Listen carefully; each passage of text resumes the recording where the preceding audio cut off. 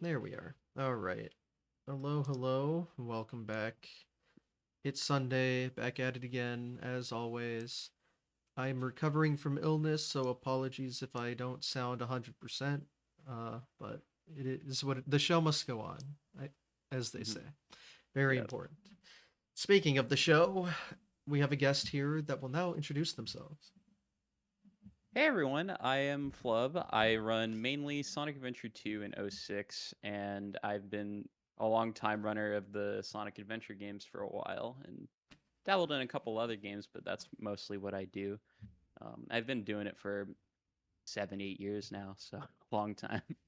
It's how long I've been around, so Yeah. late 2017 then. Yeah. Yeah, around that time. That's when I made my SRC account, so Hmm. yeah. Me too. I feel like that's a common time period to start. Yeah, no. Funny story actually. My friend was like I originally started speedrunning Mario Kart Wii a long time ago. And my friend was like, you should make an SRC account and submit stuff. And I was like, I didn't know this website existed. I thought people still used SDA Mm. in 2017. Bear in mind, I was like 13 back then. So, I pretty much didn't really know anything about speedrunning outside of like YouTube videos and stuff that I watched. But yeah, that's pretty much how I got my start in the beginning. Was just playing Mario Kart Wii, It's a and then good game. eventually, yeah, great game. Yeah, I had a lot of fun memories on it. I used to play it a lot. Used to do mogies and stuff. It was really fun. I hacked my Wii in But 2010 for custom tracks yep, when I yep. was 11. Yeah, for sure. Um, and then as I kind of stopped playing Mario Kart Wii, I kind of didn't really speedrun anything for a while until like 2019. And then I tried running SMS, Mario Sunshine. Um, and at the time, I definitely felt like I was kind of like I don't know. To me, I kind of felt I was too young to be a part of like the main speedrun communities for the most part when it came to um, SMS and stuff like that. And especially back then, that community was very different than it is now. And I don't know. It just wasn't the right place for me, especially at the time of my age and stuff. I left running the game, but it was definitely like um, one of those things where I needed to kind of have a little bit more maturity, especially in a community like that, or just find a community that would be more accepting of that, if that makes sense. So, yeah, eventually, after trying SMS and, trying Mario 1 eventually, but for me, Mm. that was, too high of a skill floor at the time. I wasn't as good of a gamer back then, not gonna lie. Um, I eventually tried Sonic 06. And I got into Sonic 06 because one of my friends actually suggested for me to like try the game out again and see if it's still really that bad. Because I played the game as a kid. It was my first video game that I ever played, and I I'm really sorry. wanted to. Yeah, unfortunately it was. But yeah, I played the game as a kid, and obviously back then I didn't really acknowledge the flaws. I didn't acknowledge how stupid it was. To be honest, I thought every game was going to be like that as a first impression. So for the most part, I just I don't know. At the when I was playing certain stages as a kid, I would just die and go out of bounds or something or clip out of somewhere, and then I would just be like laughing, wondering what's going on. And then eventually, um, I kind of thought about it, and I was just like, Sonic 06, it's a smaller speedrun community. There's a run for, at the time, it was AGDQ 2020. There was an AGDQ 2020 run for Silver. I actually went to AGDQ 2020, and I watched that, because I happened to be in Orlando where it was for that week. So I stopped by AGDQ and I watched that run, and it was awesome. I love that run. Shout outs to Focus Psych for that. If you haven't watched it, check it out. Um, I watched that, and then after that, I watched a bunch of other runs on SRC for '06, and pretty much how it ended up happening was it was about a month where I played the game casually and I tried it out and see if I, still enjoyed it and still had that same nostalgia. And believe it or not, I actually really enjoyed it. I thought it was a funny, broken game. Kind of in the same way that like Mario Kart Wii was for me, where, it has a lot of broken stuff. And I was like, you know what, I'm gonna give this game a try. And at the time, the community wasn't very active, surprisingly, after the GDQ run. And for the most part, when I joined and started posting times, I'd say in like January, February 2020, I pretty much got a lot of people to come back to the game because they really wanted to like help me out and get better at the game. Um, and they didn't care that I was like 15 at the time, so I was kind of just like, yo, this is the community for me. I vibe here. Focus in particular was like a really huge person at this time for like taking me under his wing and like actually trying to, you know, help me out, get better at the game, get comfortable with the community, figure out what I want to do.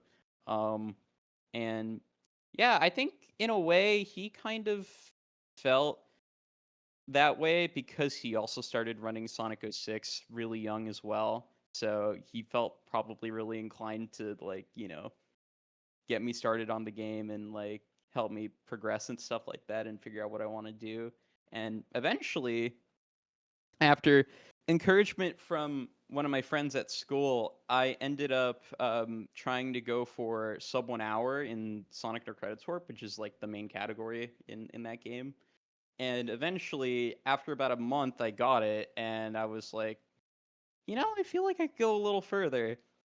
And then right after I got sub 1 hour, the pandemic happened, right? And I was like, oh my god, I have infinite free time. I might as well use it and try to go for like, I don't know, a 58, 57, something like that. Well, a couple of weeks later, I got a 57. I skipped 58. I went to 57. Record at the time was 56:58 by Triple Agent.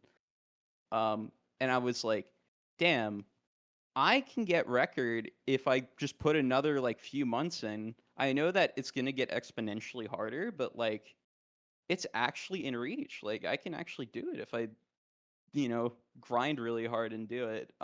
There was another runner at this time who was also really close to the record, who I kind of you'll hear him pop up in this story many times. Nick867. Uh, at the break of the pandemic, he came back, and he started grinding the category again. He choked record like a few months before, like 6 months before that. But he never ended up like getting another attempt there. And then I came back and he kind of felt more inclined to get the record, especially having that free time. And so he got the record. I was still playing like all the time. I was an absolute degenerate. I played like 12 hour sessions, bro. It was a long time. During COVID, it was like all I did. And I would just hang out with him and call. We'd do like races. We'd, do all this stuff, find stupid stuff in the game. Eventually, after some time, I was able to get record after about a month and a half, and yeah, pretty much that was like the first sign that I was like here to stay, I feel like. Because after that, I definitely felt more inclined to keep going and keep improving, and my ambitions were really high, and they've always kind of been really really high even after that. But eventually I ended up going to other categories, Silver 90% and Shadow No Credits Warp in particular, and I ended up playing those for a few months. And then after a marathon run that I did, um, I was able to get a 55, which was the very first minute barrier break I ever got in the game, and the first minute barrier break in general in like 6 years. Because that 56-58 stood for a long time before that. Or actually, no, it wasn't 6 years. I guess it was like 2 years at that point. Yeah, it was 2 years. So yeah, that run was really far ahead of its time and stood up there for a while. So after that, I pretty much started like looking into other games that I could potentially run because while I liked doing Shadow in the Credits for it and Silver any percent and stuff like that, um, they just weren't the same to me. Like I didn't have the same like I didn't like it as much as I did the others. And so eventually I started going and trying other games. In particular, Sonic Adventure 2 was the next game that I did, which was God. I started messing around with stuff immediately after I got 55 in August 2020. And then over the next few months, I slowly learned Hero Story. And then I'd say probably a few months later after that, like January, that's when I started doing Hero Story runs. And around that same time, fall 2020 in particular, I didn't really have that much time. That was kind of the period of time where everybody was trying to get back to their normal life and, do normal jobs and get back to class. I was at this time a sophomore in high school, so like I needed to, you know, put that priority first at the time. So I spent a good few months doing that. Um, and then eventually, kind of December through February, I played the game again. I had a couple roadblocks happen on the way where my Xbox red ringed, so I couldn't play on it anymore. I was pretty much stuck having to trying to find another one or like, trying to find controllers for it cuz like man, it was bad. Like I know that in this day and age finding first party 360 controllers was going to be a pain. Like it was going to be awful. And that's the only option I really had. So I was kind of stuck for a couple weeks playing SA2 while I, patiently waited to be able to play '06 again. And then eventually I got the console that I have now because Focus actually offered me some money to buy a new one. He was actually really nice and ended up giving me some, like donating some to me and being able to give me that so that way I can play the game again. Um, so after that, I'd say a couple weeks later, I got record again. Nick took it from me like a couple months after I got my 55, and then a few days later, he got like one of the greatest runs in the game ever. And that world record stood for like 3 years or something like that. Insane. Um, and during that time in early 2021, I kind of started to pick up SE2. I got into SE2 mainly from I saw this stream in like May 2020, right? This streamer named Emerald, who I was told was on this show before. Mm-hmm. You may know him, right? He was playing SA2 and he was like live every single day for like 2-3 months playing Hero Story. And I watched this stream and I loved watching the category. I loved how like intense and linear the run was and like it just looked super cool. So after a while I ended up giving that a try. And then after I stopped playing '06 for a little bit, Dawn and Emerald both kind of encouraged me to go further in SA2 because like they definitely saw potential that I was able to get a really good time in that game. And after some time, I'd say like probably a couple months from then, I ended up going from like a 29 to a 24 in Hero Story, which was like really quick improvement. Like I was able to get a 5 minute improvement, especially like in the lower tier, like sub 30 range. It gets a lot harder because you have to rely more on being good at knuckles hunting, which is like you know the RNG aspect of the run, and also there's a lot of skill involved in that. So you need to be able to know like where the pieces are, what order is the best to grab them, whether you can spot pieces just open in the air, stuff like that. Um, and after some time, I ended up actually getting really good at it. Dawn and Emerald hosted a lot of Knuckles Centurion races at this time that I participated in, and I had a lot of fun doing those with other people. And it was kind of a nice way to like improve at the game while also just having fun and laughing at the hilarity of bad RNG. So, yeah. Um, After that, after getting 24 in Hero, I kind of took a step back and came back to 06. Played Shadow No Credits for about a month and got the PB I still have now.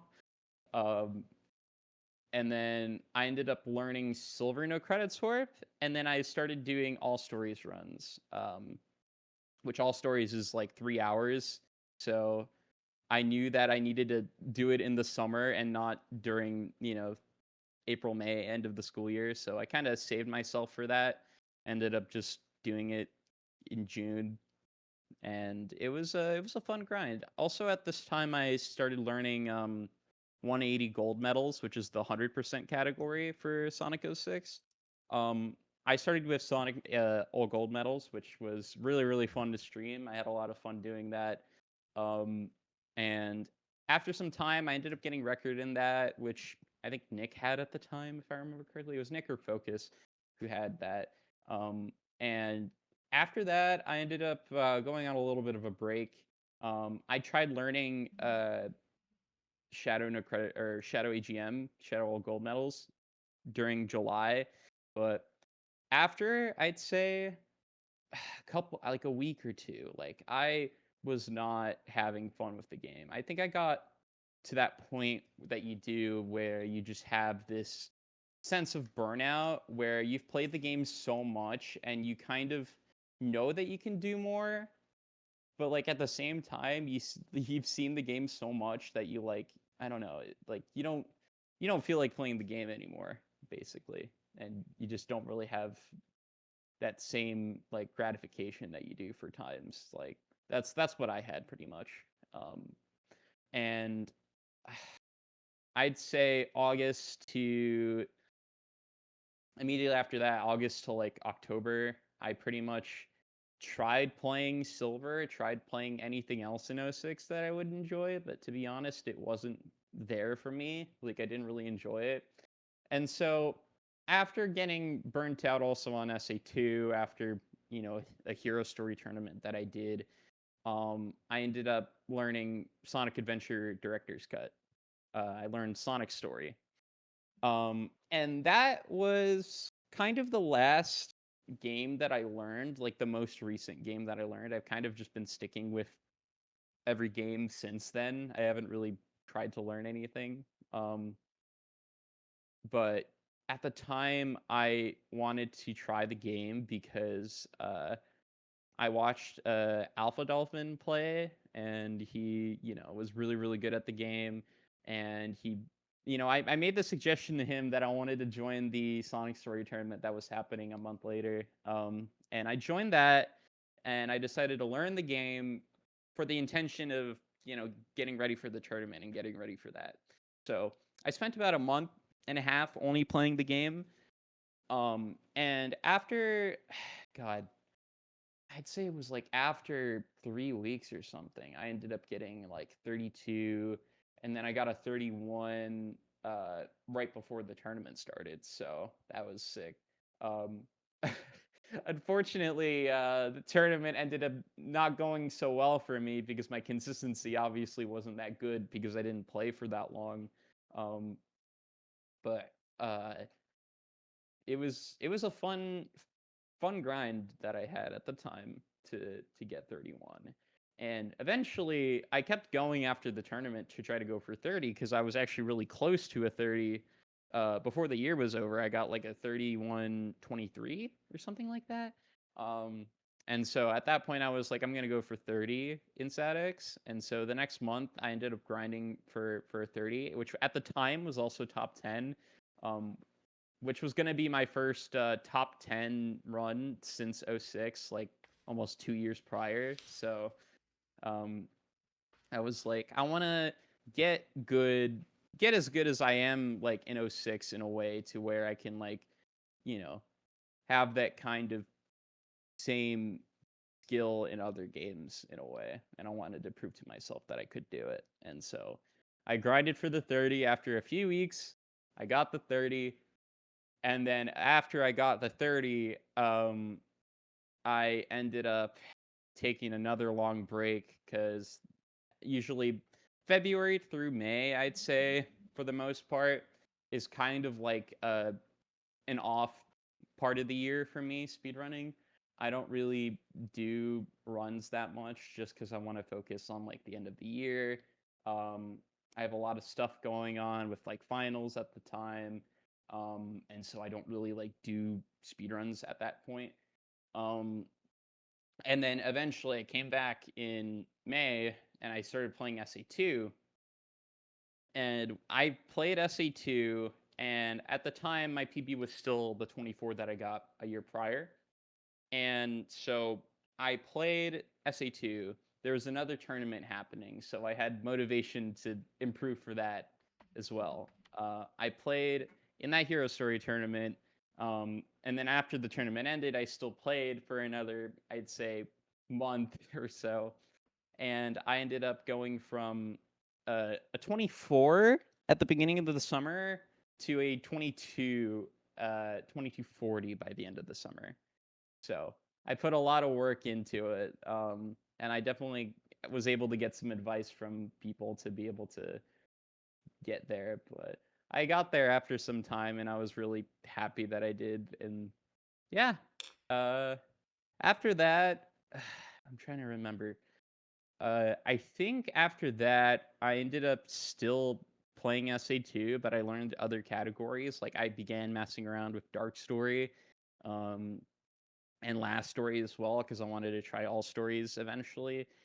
And so I played Dark Story and Last for a couple months, and then eventually in October, I began playing Hero again, mainly because at the time the world record holder, still the world record holder, shall I say, KD4 was still playing, going for a 20, and I kind of was like motivated seeing those streams to play Hero again, and I was just like, you know what, I'm gonna come back to it. I'm gonna see how low of a 22 I can get.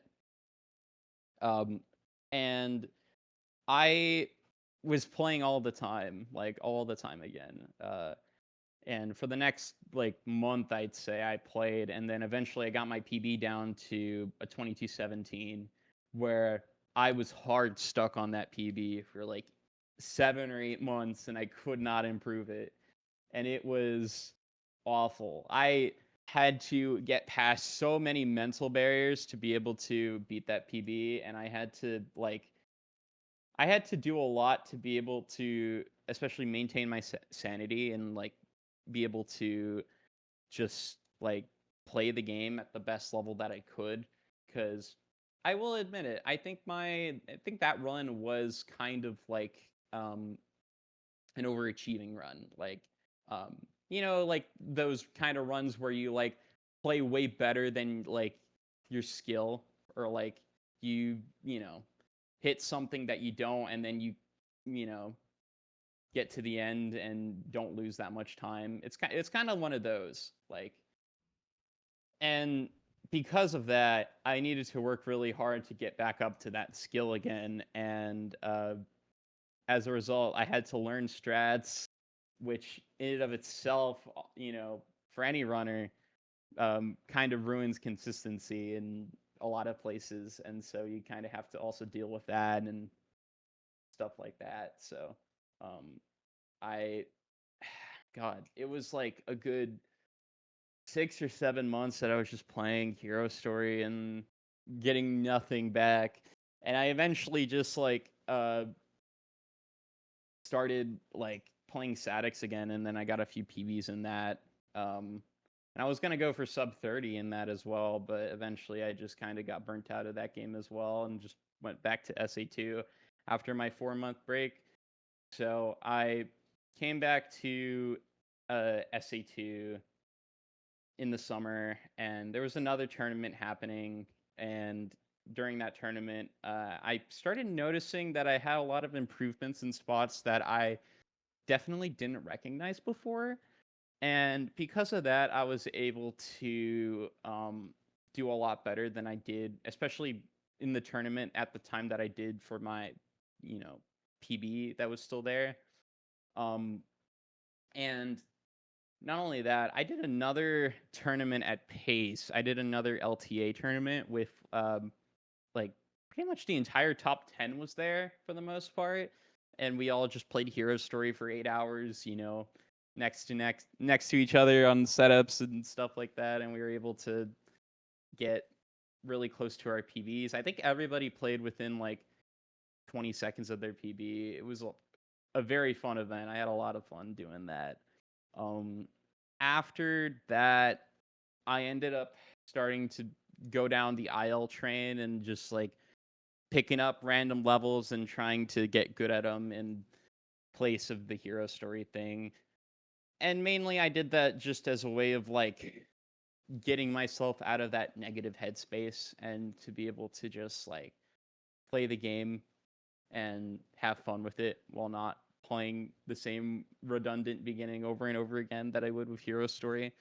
Um, and then eventually, a few days before my birthday in September, I ended up getting 21, which is like still one of those things that I still couldn't believe because it felt like it was never going to end. Like I was stuck for like almost a year with the same PB and I couldn't get anywhere. And then I just get a 21. And 21 is like still even now like it's top 5 on the leaderboard for 21 in Hero Story, which is pretty sick. Um, at the time, that run was third place, and yeah, since then I've been able to still keep improving it, slowly and slowly and slowly, and then eventually, after I got my 21, I ended up coming back to 06 again, and I got record back in 06. I got record back in Sonic No Credits again, and yeah, I was very happy about that, and to be able to still be that good at the game after so long, and after not, after having that shadow looming over me for so long of like that record is, I could get it, but it's just I needed to get over some of the issues that I had with that category. Like, there's this really dumb strat in the beginning that I had a lot of issues with.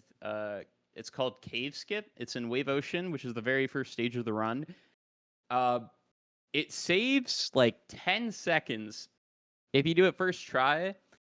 And this strategy is awful because you have to go on the side of the loop, a very specific part, might I add, and you have to mash in a very specific way to be able to land in the spot that you want to land further up the stage. So as you can imagine, it is very, very inconsistent, and because of that, I threw a lot of runs to it over and over and over and over again. It was like the first 3 minutes of the run, reset. First 3 minutes of the run, reset. I got very tired of that. It was not fun. And basically a new strategy got found that basically skips that and saves an additional 5 seconds. And I pretty much like was like, okay, this might be my opportunity to come back because this trick is probably significantly better because you don't have to mash. It's all automated for you. You literally just press A and then on the next frame you press start and it buffers a homing attack. So you don't have to worry about mashing. All that matters is positioning, which makes a huge difference because it doesn't rely on how fast your fingers are moving that day, or if you're just in a certain spot you have to mash this different way. Like, all of that's gone. You're pretty much just like trying to find the spot and memorizing the spot, and then it works. So because of that, I was able to get the record again, and I was like over the moon about it. I couldn't believe it. I came back to SA2 after getting record in that, and I ended up improving my Dark Story PB to a 22, which a Dark Story 22 is way harder than a Hero Story 22. And like it took a while because like I definitely didn't have that same experience that I did with Hero Story that I did with Dark. And I wanted to kind of have a very well-rounded play style, and I was definitely always kind of more geared towards Hero Story, and so I kind of saw that opportunity for like improving in Last and Dark Story to be able to get a more well-rounded play style and to be able to just like be the best that I can. And then after I got my Dark Story PB, I was like, I saw potential in my Hero Story PB as well. Um, and the next couple months, I like over the next few months, from like September to December, I improved my PB down from 2148 to 2107, which is still my PB now, and record's 2053.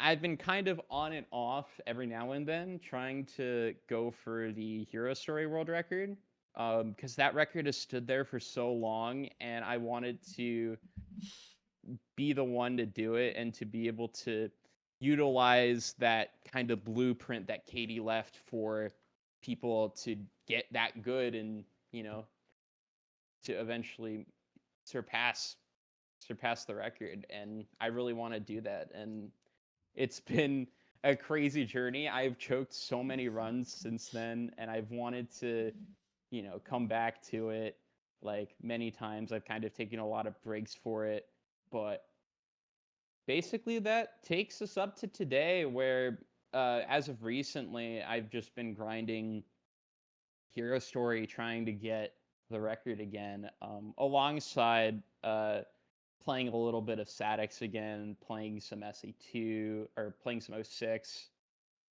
where I got Sonic No Credits Warp again like last week.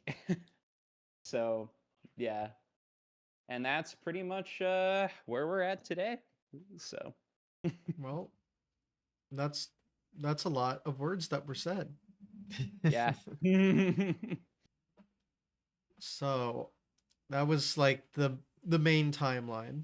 Sounds like. much. Pretty much. Very long story. And Eh, bear in mind that was a short summary. yeah. As much as I could have, So now that we have said. the introduction done, Yeah. no, so you didn't touch much of Mario Kart Wii, or I heard SMB1 very briefly. My ears Yeah. perked up Yeah. a Yeah. little bit for that, but Yeah. but Yeah. Yeah, go on. Sorry. yeah, it sounded like Mario Kart Wii, Sunshine, and all that. Didn't spend too much time on it. Yeah.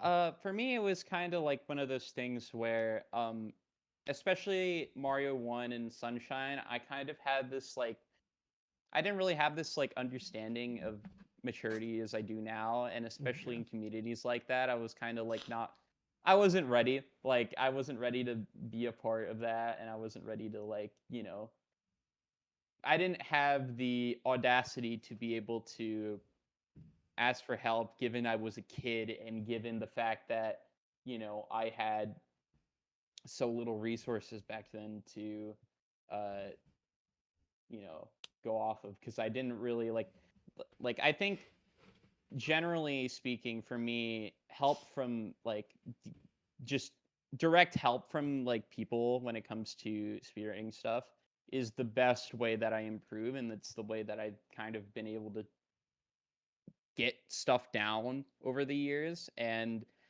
without that community interaction, I couldn't really like improve as much as I wanted to. And I think because of that, I was kind of stuck for a while and kind of just, I don't know.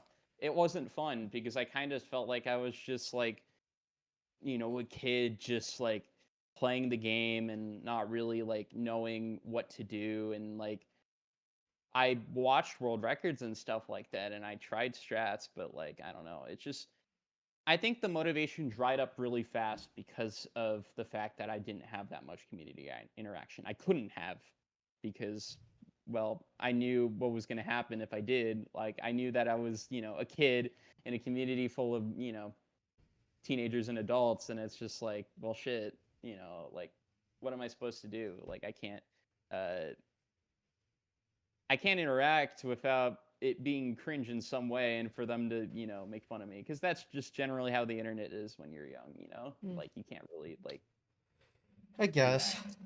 I feel like speedrunning communities aren't too bad on that. It depends on how the younger person acts, but like I don't know, Yeah. having the awareness of not wanting to react immaturely almost is ironically mature. So I don't know.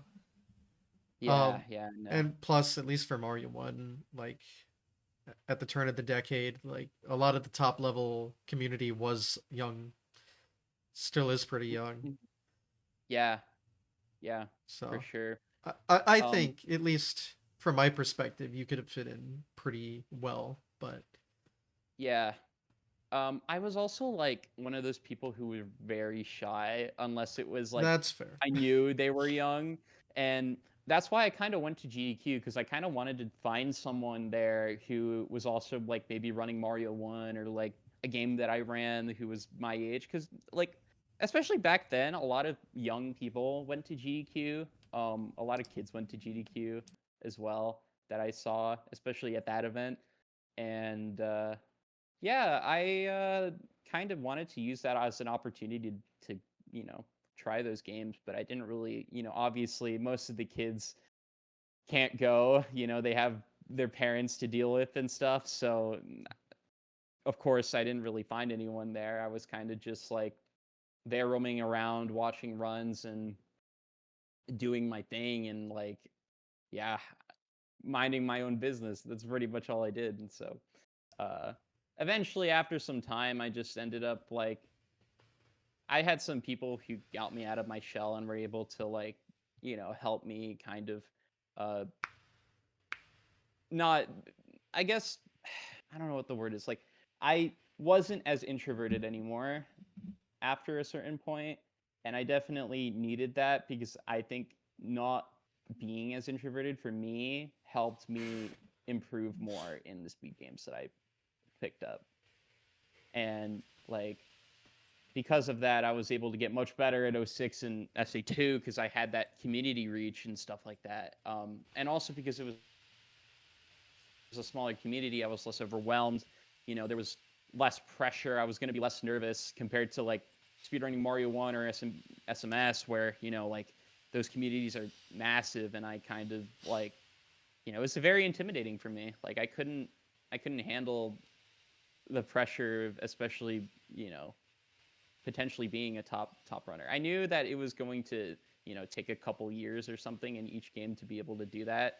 And for me, it kind of went by a lot slower because I didn't really have anyone to go off of or to ask for help. I kind of was just on my own, and I was watching people in Twitch chats, you, Cosmic, and like at the time, Somewest, I think. Yeah, Mm, good I times. kind of watched. Yeah, yeah. The Yeah. glory It was days. it was you three for the most part that I watched play Mario 1. Um, Darby, and before that, I saw one of his 456s live, Mm. which is pretty awesome. But yeah, um, yeah, that was definitely definitely interesting time. Don't know if I don't know now if I would still be in that scenario, like if I was able to kind of like pick it up as quickly and stuff, because I think now I'm kind of starting to notice that I'm not able to pick things up as well as I used to, when I was like 15, 14. It's just kind of like generally my ability to learn things is a lot slower now, so I don't know if I would be able to pick it up in the same way. So, Yeah. but hey, I tried running SMS again, and I had a lot of fun with it. It's just a very time commitment game because of how long it is, and like, I definitely know that I need to have a very strong mentality to be able to play that game because it's so long, and you could literally mess up any stage in the game. It's like there's a lot of stages in that game where you just like mess up, and like it's kind of in a stage where you don't expect a lot of the time, and you need to like make sure your consistency's on point and like doing a lot of individual world practice. And I needed to devote individual time into that game to be able to do that, but I wanted to still run SA2 and '06, so I kind of took priority in those. And eventually I do want to come back and get sub 120 in any percent as well. That would be pretty awesome, but uh, for now I've kind of just been sticking with the hero story world record grind and being able to try to like get that, and also just be the best runner that I can be in SA2 and keep pushing myself and pushing my limits. So, Hmm. So for those early games, did you still like submit times or anything, or was it just a trial? yeah, I submitted a couple runs. For SMB1, I actually my dad had an NES, and I ended up using that for SMB1, which is pretty awesome.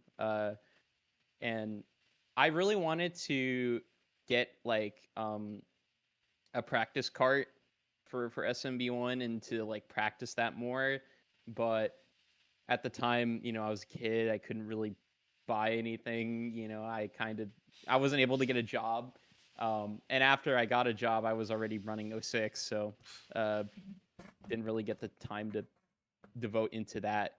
And basically I just like through myself did runs just over and over. I practiced, but I didn't practice as much as I should have.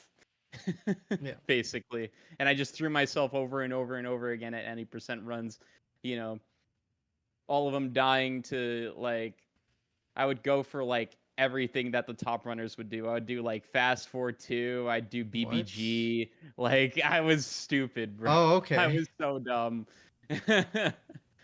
I was throwing myself at very stupid stuff and trying to just hit everything.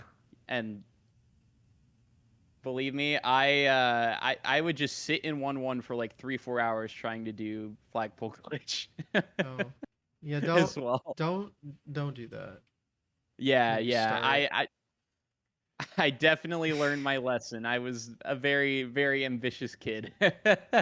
So See, I started immediately going for sub 5, and even that I would say that's terrible idea. Don't do that either. oh yeah, sub 5 is a lot harder than most people make it out to be. Yeah, I mean, it's not easy, but compared to most things, I don't think it's that bad. If you know what you're doing, it's probably not. I say anyone can get sub 5 in like a week if they know what they're doing. Yeah, yeah, yeah, for sure. When you get beyond that, then, as you mentioned earlier, the exponential skill really The shoots exponential up. skill. But before Yeah, that point, it's not terrible. yeah. And you can pretty much go to like a 457 without FPGs, albeit it would be very Yeah. difficult. But after that point, you would probably need FPGs. You would need BBG, you know, Yeah, you don't need and then any frame perfects until 457. yeah, yeah, and then So, 455, you're going for like 8.3 FPG, stuff like that. like 457's like 1 to 2 frame perfects and Yeah, like 1 2 frame maybe. It depends on what you do in 8.4, but then you get to 456 and all of a sudden you're adding 10 more. So Yeah, that's yeah, how the yeah. exponential goes. It's crazy. It's crazy. Um, it's been so insane seeing over the years that game just like get even more optimized than I thought it would ever get. Like, I legit thought record was gonna be 455 for like 4 or 5 years, but Nipsky is just Yeah, built different, I guess. yeah. A lot of So people yeah, are have done that now. yeah. I'm looking at the board now. It's like 6 people or 7 people actually. Yeah, because there's a tied six. My almost Wow. 4-year-old run is still grasping for dear life at the top 10. It's hanging on by a pinky finger, but we're still there. Still there. Yeah. Good times. Yeah. Anyway, Crazy. well, um, but yeah, also with like the Mario Kart and Sunshine back then, because I thought I looked at the profile and I didn't see like at least Mario 1 submitted, so I was just a bit confused when I heard that. Yeah. But Yeah, I deleted most of my Mario 1 submissions just cuz I oh, was like a kid and well, I don't know. Personally, I kind of didn't want to keep up that like those videos from a long time ago. I see. I have still some of them on my YouTube channel like from way back, like long time ago. Um but they're unlisted now, so but Okay, so yeah. like all your PBs that you would have uploaded pre like 2019 are just hidden. Yeah, Okay, yeah, pretty much. I I see. have a couple Mario Kart Wii runs from 2017, but I've privated those on YouTube. So And was that like time trials or like the full game kind of? it was cups. So I would do a lot of no skip, no items runs, which is basically just like you you basically just have the best lines, throughout each track, and that's really it. Yep. You just play the track like you would for a time trial, and then see what time you get. And it's very, very optimized at top level. That category is crazy. People are really good at that. It's insane.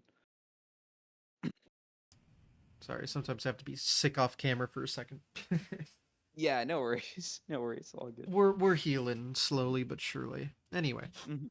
um, yeah. So all those trial runs it led to the whole Sonic thing. I Yeah, know you basically just went over like your timeline everything. with it, but are there any like more technical like explanations of like the runs? Well, I guess like for Sonic, I can go into Sonic 06 since you've heard SE2 from Uh, Dawn. You I watched I the Dawn have, episode. but I mean you can go into as much detail as you want on anything Yeah, because yeah. I'll people aren't gonna see every episode. So yeah, of course. I'll go into Sonic 06 first since, sure. that one y'all haven't heard. Yeah, I don't Um, know if I've had anyone on here that's like ran '06, at least top, yeah, like world record level. Trying to think. I yeah, mean, it's hard to remember at this point, but I don't yeah. think so. Yeah, no. So Sonic the Credits War is the main category I ran. Basically, how the category flows is very in a similar way to like SA1, SATX. There's a hub world, and you kind of have to, you know, play well in the levels and also in the hub world throughout the whole thing. There's uh, a bunch of stages where there's like a lot of different like characters being used, like in Wave Ocean and I think it's Wave Ocean. Yeah, Wave Ocean you play as Tails, and then you play Wave Ocean as Tails again later in the run. So you play Wave Ocean twice in the same run. And there are a couple sections that you play as Knuckles, but we actually completely skip them. Um, One with Sonic in Aquatic Base, and in Flame Core, we go up a wall and we clip through the top of the ceiling to get to the end of the stage and just glide straight to the end. Um, and both of those, like Flamecore Knuckles skip in general, saves like 40 seconds or something crazy. So definitely necessary if you want to run the game to know that, and it's really easy as well. So um, the other one in aquatic base that I was mentioning only saves like 2, Hmm. and it saves 2 seconds IGT, but because of lag, like in the same way as Mario 64, where you play on console and like you have to have the camera positioned in a certain way, Hmm. otherwise it's gonna lag. Because Sonic 06 is a very intense game for the 360 because it was, first game. It wasn't exactly optimized for the console. Um, It wasn't exactly so optimized anywhere. exactly. Hmm. Um, and you know, because of that, I was able to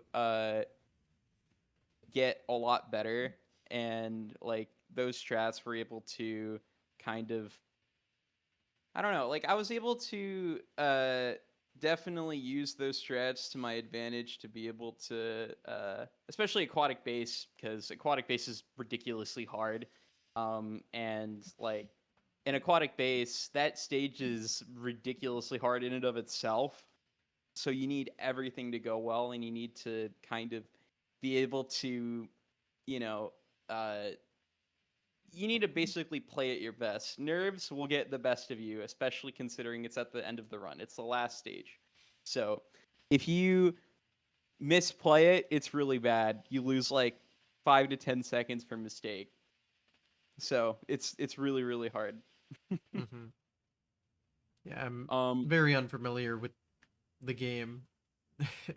yeah, a lot of people just Someday, I, I just have to. I mean, it's been hyped up so much, yeah but yeah. I mean, now they're releasing a recompiled Sonic 06 game in like the next year or so. So now it's going to be accessible for everyone to play on PC. So I'm excited for when that comes out and to try that out and see how that goes. mm, But yeah, everybody's got to play Sonic 06 at some point because it is an experience to say the least. that's what I've heard it described Yeah, as. yeah. But I will admit, myself, now playing the game and looking in hindsight, the game sucks. Like it is a terrible casual experience.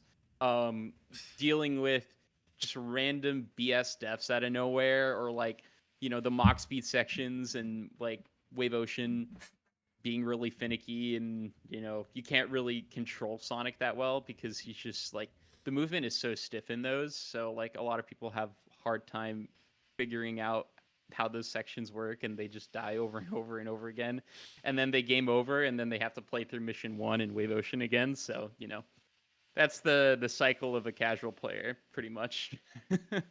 Playing Sonic 06.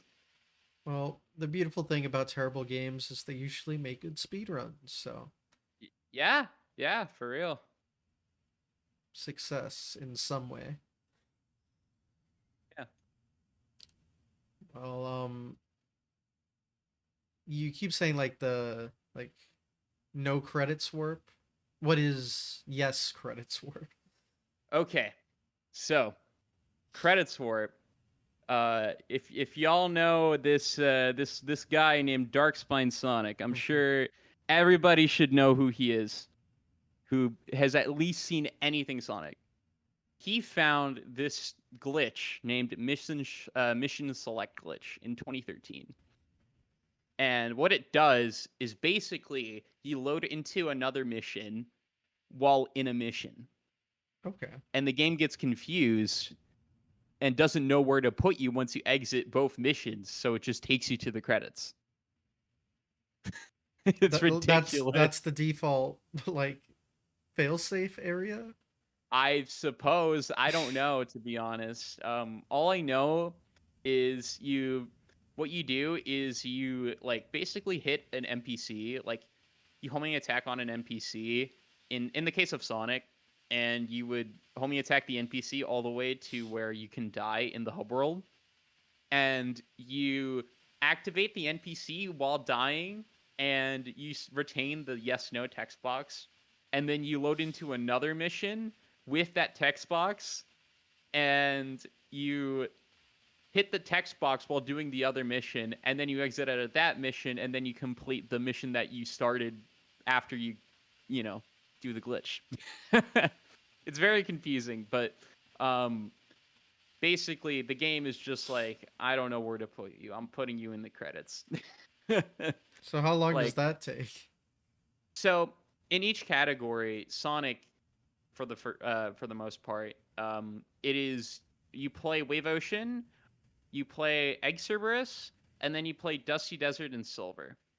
And then after that, you can do the glitch because that is where the first mission shows up in the run. So you load the mission and you do that, and it's about 15 minutes. At top level, it's like 13, but Okay. it's like 15 minutes, around the same as like 16 star.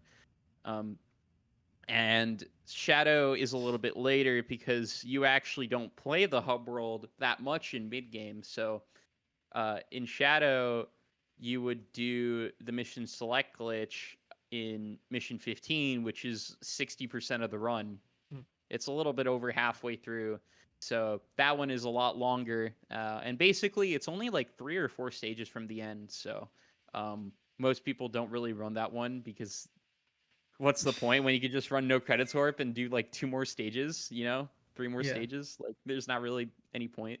Um, that being said, it is definitely more quirky. It's not as easy as Sonic's, at least in my opinion. Some people disagree with me. Some people feel the other way around. It's very heated debate.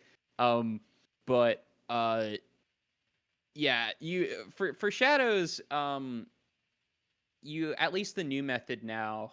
The old method was terrible. The one where you had to like um, throw a spear at the NPC, and you had to be really precise, and you had to hit the NPC over and over and over again, and it was like longer distance to the edge, so you had to hit that text box in a really awkward position for it to work.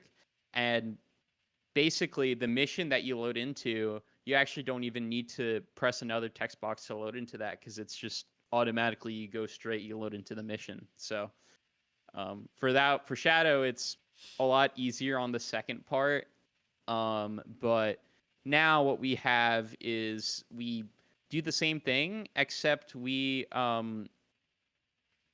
basically copycat a text box over to a different NPC that's a little bit closer.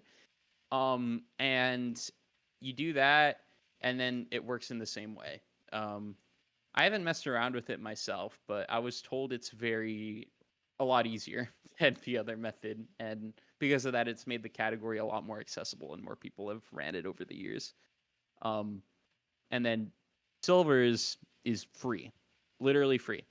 How Silver's mechanics are is you have a hover, right? You can levitate, and as you can imagine, when you need to go into water, if there's an NPC right next to the water, all you have to do is just levitate and press X while in the water, and there you go. You got it.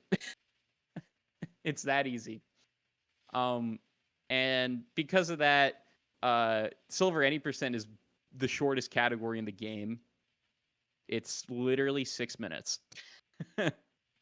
So yeah, It's a good length. uh, yeah, you play Crisis City, Iblis One, and Tropical Jungle, stage boss stage, and then another Blazing Ocean, and then that's it. And all of those stages are like under a minute. All of them are under 50 seconds. So at top level. So, well, actually, no, not Crisis City. Crisis City is like 55, but yeah, all of them are sub 1 minute pretty much. So they're very quick stages in and of itself, mainly because of the exploits that Silver has. Like Silver is able to, um, like go on a box and then levitate the box in the air and then ride on the box wherever he wants. It's crazy. He could just like throw a box while being on a box, and he could just like go anywhere he wants. And that being found was like literally saving 5 or 6 minutes of the run, because the main tech was extended teleport dashes, which are like um, basically frame perfect double A inputs that you have to do throughout the run to retain the best movement throughout. So you would do like AAAX, and you would basically refresh your you would refresh your teleport dash and go significantly further. Like you would be able to go twice the distance, I'd say, maybe even like 2/3 of the distance more or something crazy. It's insane. And if you hold the button, if you hold X, you could actually just fly all the way down anywhere, and it saves like ridiculous amount of time because you go super super quick. So those teleport dashes though aren't used in any percent because you actually get the upgrade that uses that um, way later in No Credits Warp, which I think is it's like the stage after any percent ends, so you never actually see the teleport dash being used. So because of that, Silver any percent is a super optimized category because you don't have to worry about frame perfect movement over and over again, as you can imagine. So yeah. And besides that, I guess any or last story has some funny quirks to it. There is some absolutely stupid tech in there that you can do. Like you can, uh, with Rouge in End of the World, you're able to bounce off of the water and go straight in the air, which is like crazy. Like I don't know how that works, but you're just able to basically moon jump like way up and just glide to the end. And same goes for a couple stages in Shadow as well that you can take advantage of that. Mainly Kingdom Valley and uh, Tropical Jungle. In Shadow, you're able to do a moon jump, which like sends you way high in the air, and you're able to just skip all the way to the end of the section or the stage or whatever in that case. Um, so yeah, pretty much that is most of the tech. There is a lot of RNG bosses in Shadow and Silver. Sonic doesn't really have that. Sonic has RNG in a boss, but it's not like super advantageous for the run and only has like variability of up to like 6 seconds. So pretty much not much at all in an hour-long run. So, it's not as important. So because of that, Sonic No Credits Warp is like basically the no RNG category for Sonic 06. So Shadow and Silver have in particular Shadow has a boss where uh the RNG is dependent on if the boss itself stays in position the whole time because you could just hit the boss over and over and over again because when it moves like back and forth constantly um you're not able to, get as many hits in. So, like by some miracle, if you manage to get like every single hit just over and over and over and over again, then you're able to save like 15, 20 seconds. And the record actually does do that. So you have to put a lot of time into grinding that, but like it's definitely very, very, very, very luck based. So yeah, and Silver has a shadow fight that is also really luck based because you also have to like make sure all the barrels hit shadow very specifically, like in a way to where you're able to get all of the barrels to hit individually instead of like a bunch of barrels hitting him at once. And that's very finicky to like set up and get down because like as you can imagine, holding like 8 barrels in your hand and controlling them is not exactly easy. Like it's very hard to be able to maintain that and get that. So because of that, that boss is also crazy RNG. Um, and that's not even like the worst of it in Silver. In Silver, there is the final boss of Silver is a huge RNG fest. Basically, Iblis 3 is a boss fight where you have to throw meteors at Iblis, the boss fight, and you have to hold as many meteors in your like in your hand, pretty much, and you have to make sure you throw them. So like with Shadow, you hit them individually.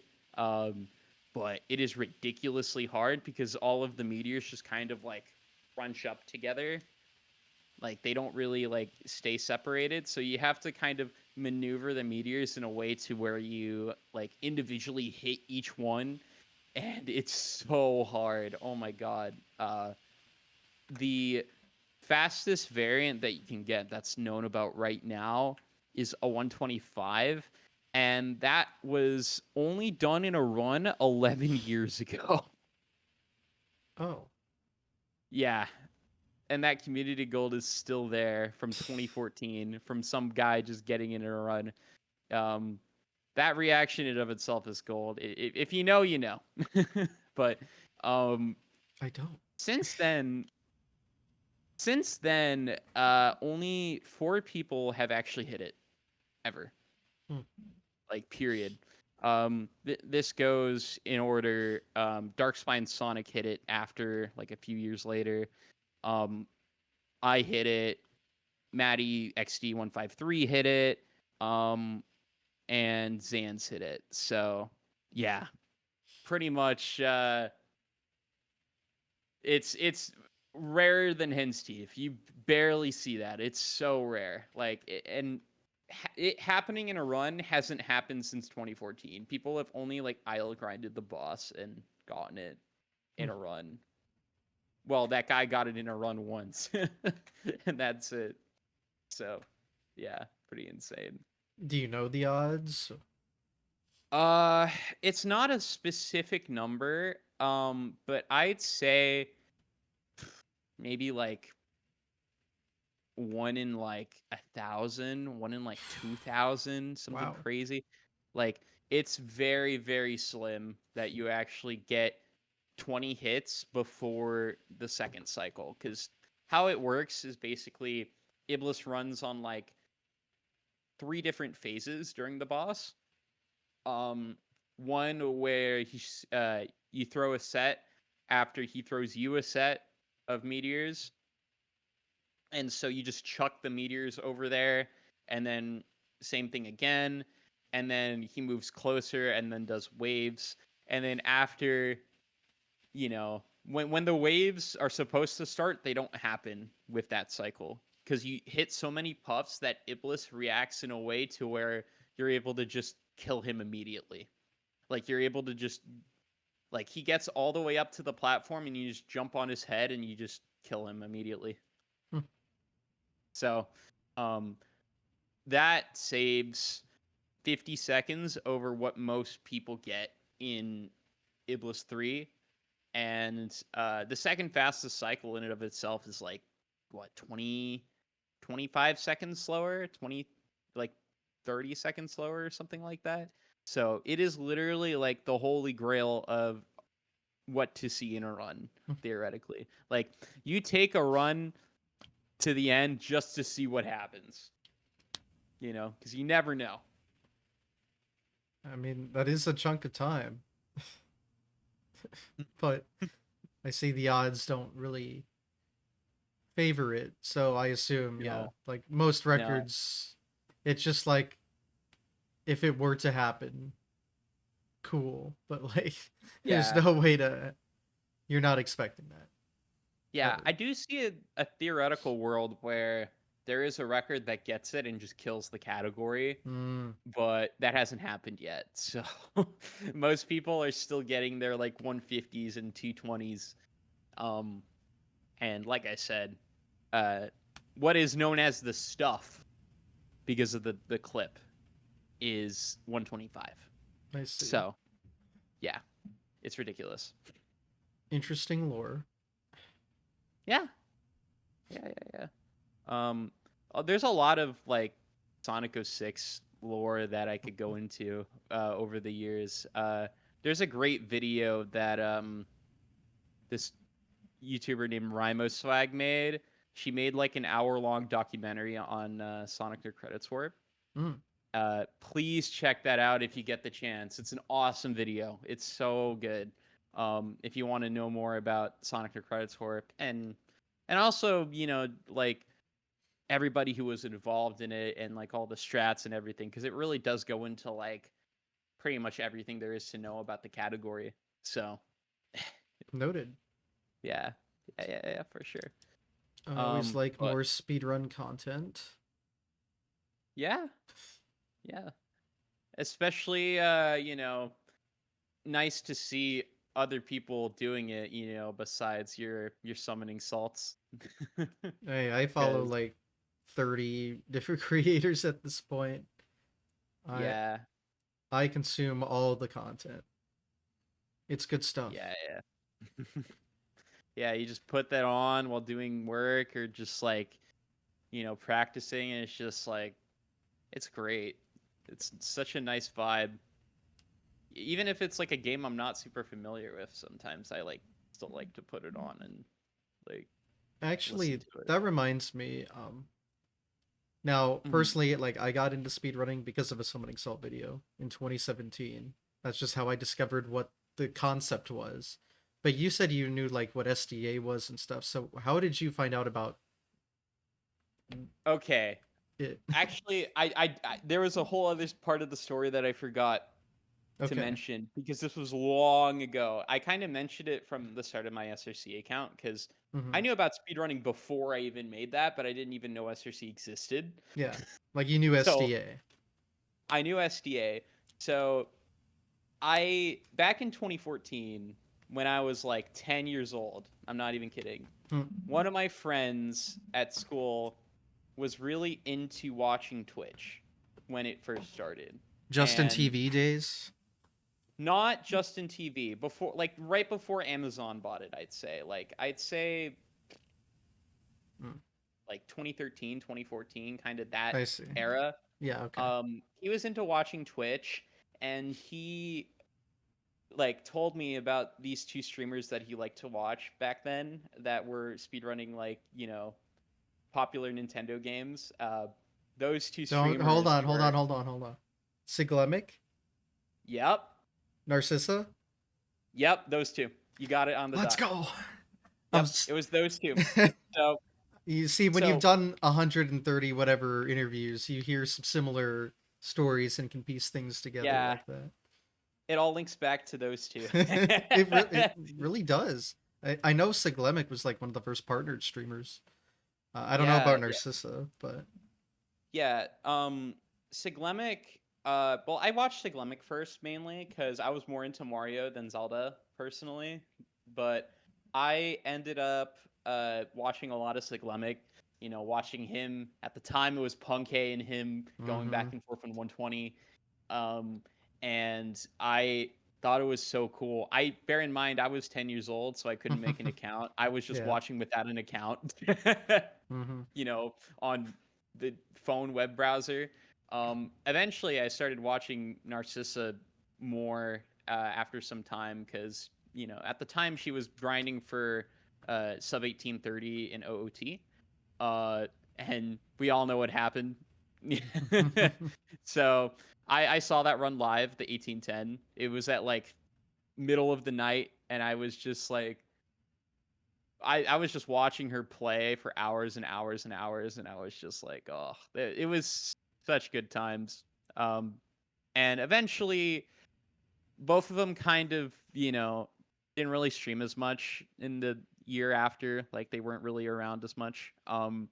And because of that, I didn't really know who to go to when it came to that. I watched Cheese for like a little bit, but kind of in those 2 3 years, I was kind of very like I kind of saw speedrunning recommended in my the YouTube feed or something. Like I would see like a task or stuff like that. I was a lurker pretty much. And eventually I kind of when it came to people, I started watching Mario 1 in 2016. Yeah, Nice. 2016, 2017.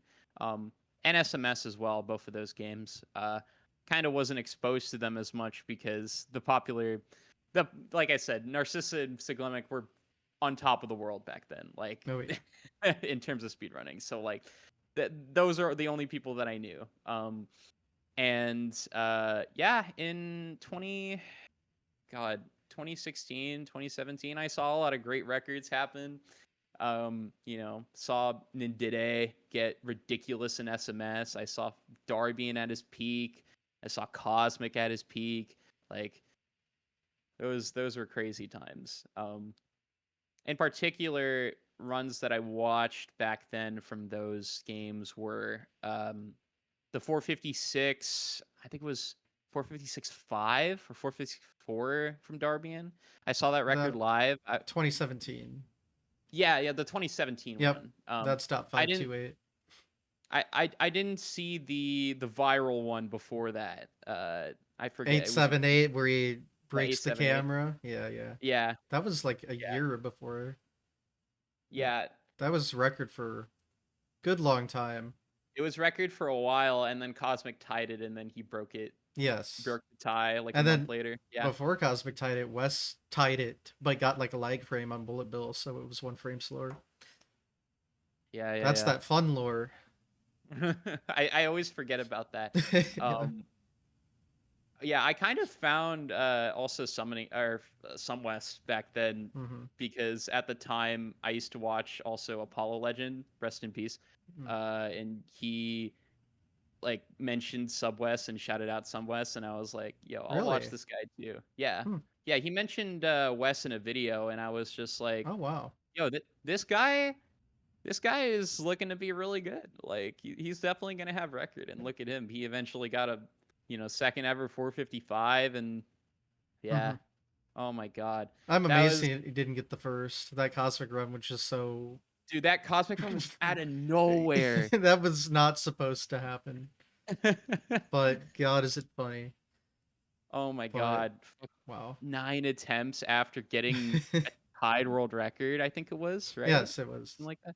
Yeah. Cosmic tied record like 3 times. It's really Oh my funny. god. Yeah. But That's insane. I never got to watch Apollo's content. I I wasn't too interested in that style yet back in Yeah. early days. But it's funny because Sumwest is actually the first Twitch streamer I have ever watched.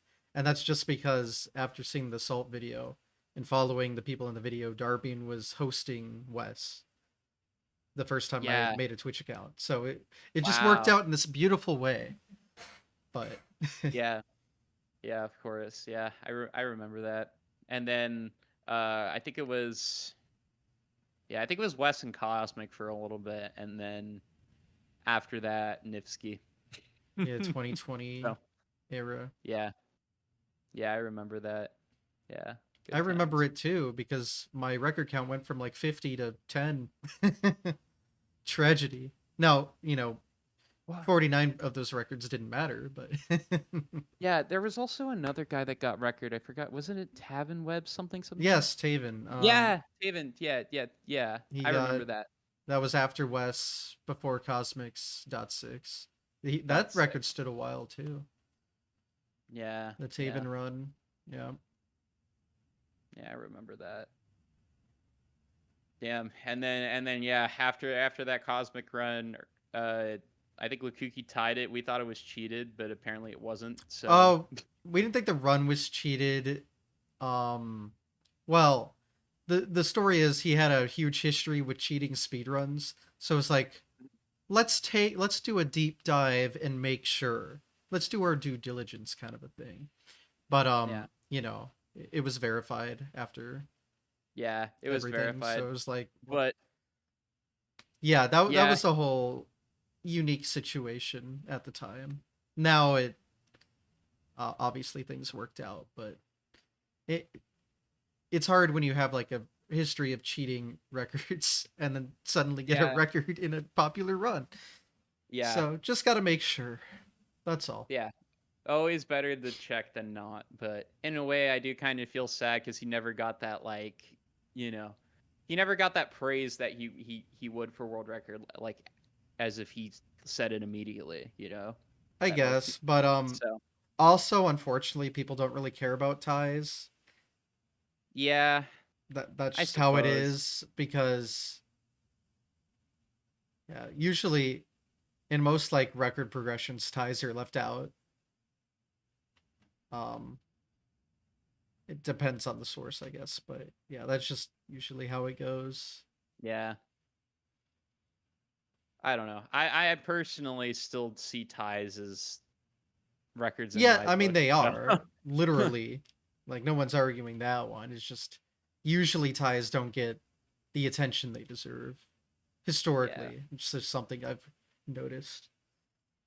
Mm. At least from the like speedrun community will care, but like the more broader casual viewer base won't really care as much. Yeah. Yeah, exactly. Anyway, I like talking about Mario 1.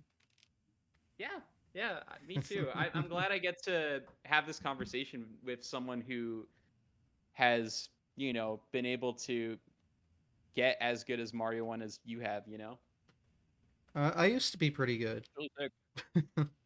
It's really sick, yeah, especially because I remember watching you play Warpless all the time back in like 2019. I did do Good time. that. It's true. Yeah, back when you and Cosmic were trading record. Good times. Those were good times, and Yeah. now, my God, that category is dead. Feels Oh bad. yeah, 1849. It's over. That's it. GG. I cannot believe that run. I watched it like a week or two ago. Oh my god, it's Yeah, ridiculous. you know, yeah, it's just weird. It's cool, but weird. Yeah, it's weird because we never thought that like we would get close to any percent optimization in Warpless like that. That's far beyond like any percent optimization, Yeah, in my opinion. I mean, well, I don't think that's an opinion. Like, it is just obviously much harder to get that time than what any percent record is right now. yeah. Which there was a new any percent record that happened like a few Yes. days ago, Yep, right? that's true. And 3 frames too, which is pretty substantial, Yeah. especially with the omission of the first fast excel, which I was surprised by when I Yeah. saw it, but it was all part of the plan, I guess, and it worked out. Yeah, that's pretty sick. I was definitely not expecting Nifsky to get beaten after so long because, I was, because there were what Lukuki and Averge have been grinding for a while, and Nifsky's not, so that just means it was yeah, bound to happen. I'm not yeah. shocked. Obviously, I don't like, follow up most like I don't see like the, you know, most of the time when people come up and stuff like that. I don't Yeah, really you like see follow the me. I see finished the records. product. Yeah. Yeah. So, I for me, I didn't see it coming because Nifsky was like I saw Nifsky as like way beyond like everybody, especially from like what I've seen and like the console record that he randomly got at pace. I was literally like 2 rows down from that happening. Ah, I was literally in the hard room to when miss Nifsky. that, was it? Oh my god! Everybody in the room was screaming. Yep, that Oh sounds my about right. god! It was bananas. Like everybody just looked back and like wanted to see what happened, and like he was like, everybody was like 454, 454. Mm-hmm.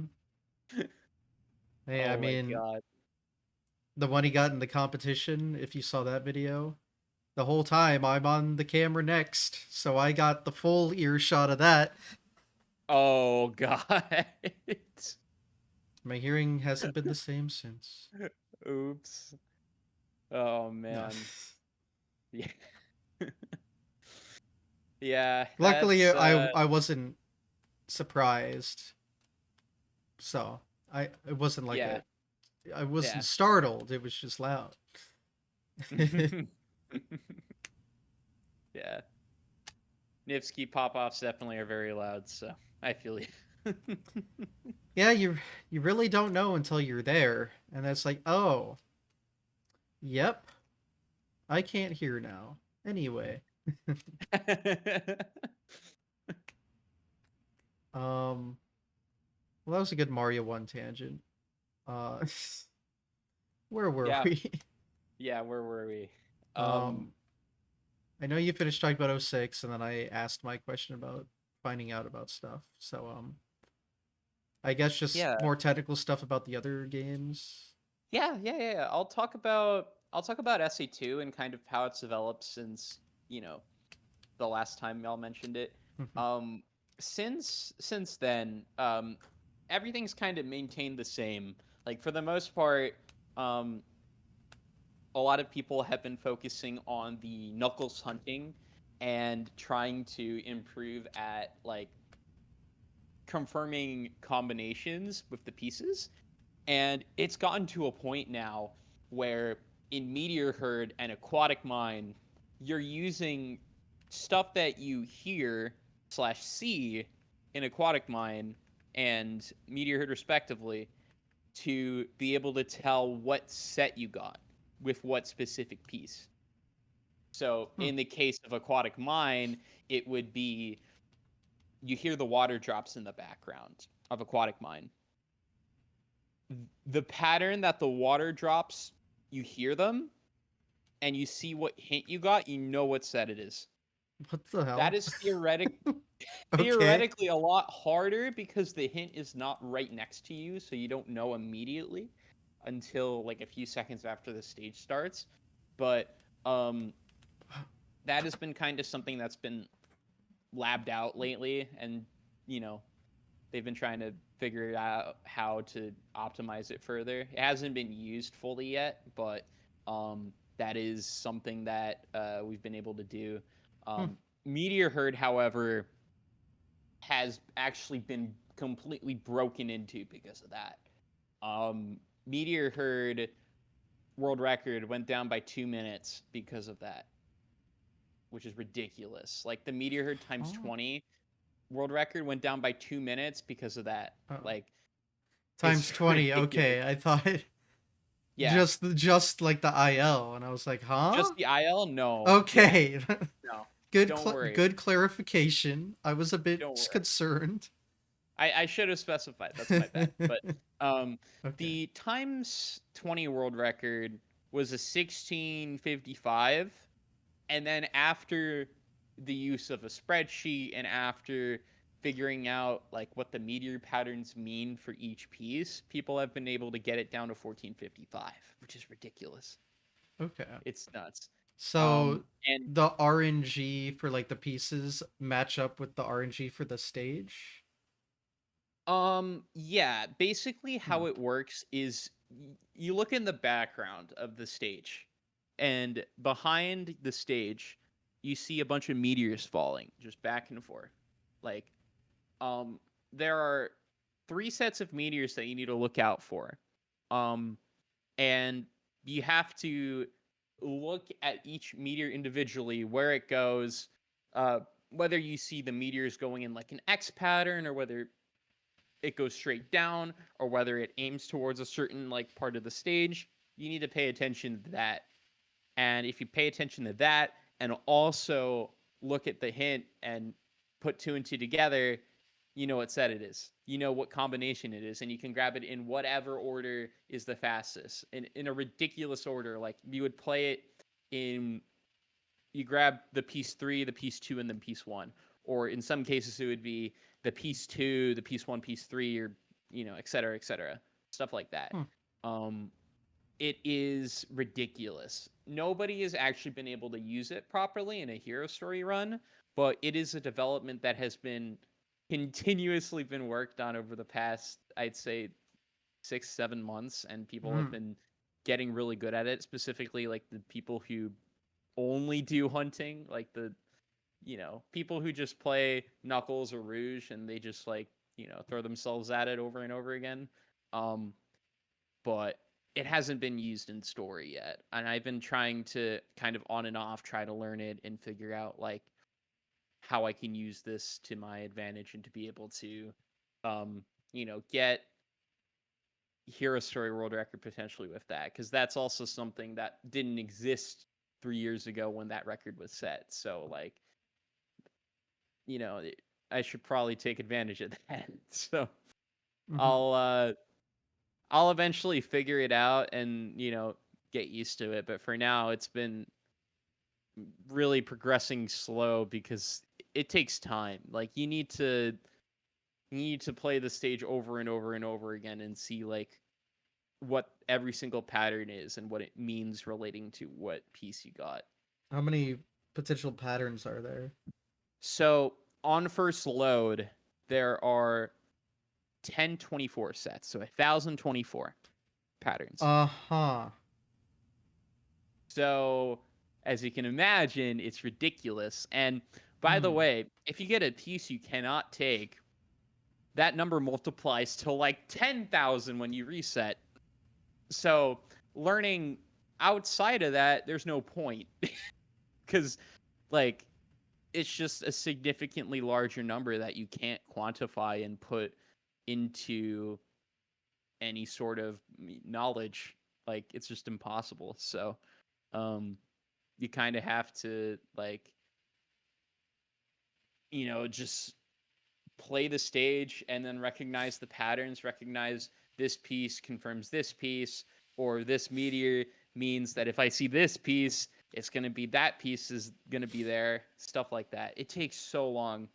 Um, and it's a very huge time commitment. And I've just been focusing on improving the parts of the run that I can control, like the execution stages, the Sonic and Tails stages, which especially at this level, get ridiculous in terms of difficulty. Because you're going for some crazy stuff in them. Like in Pyramid Cave, which is like, in my opinion, the hardest Sonic stage in the run. Um, you have to go for some ridiculous launches.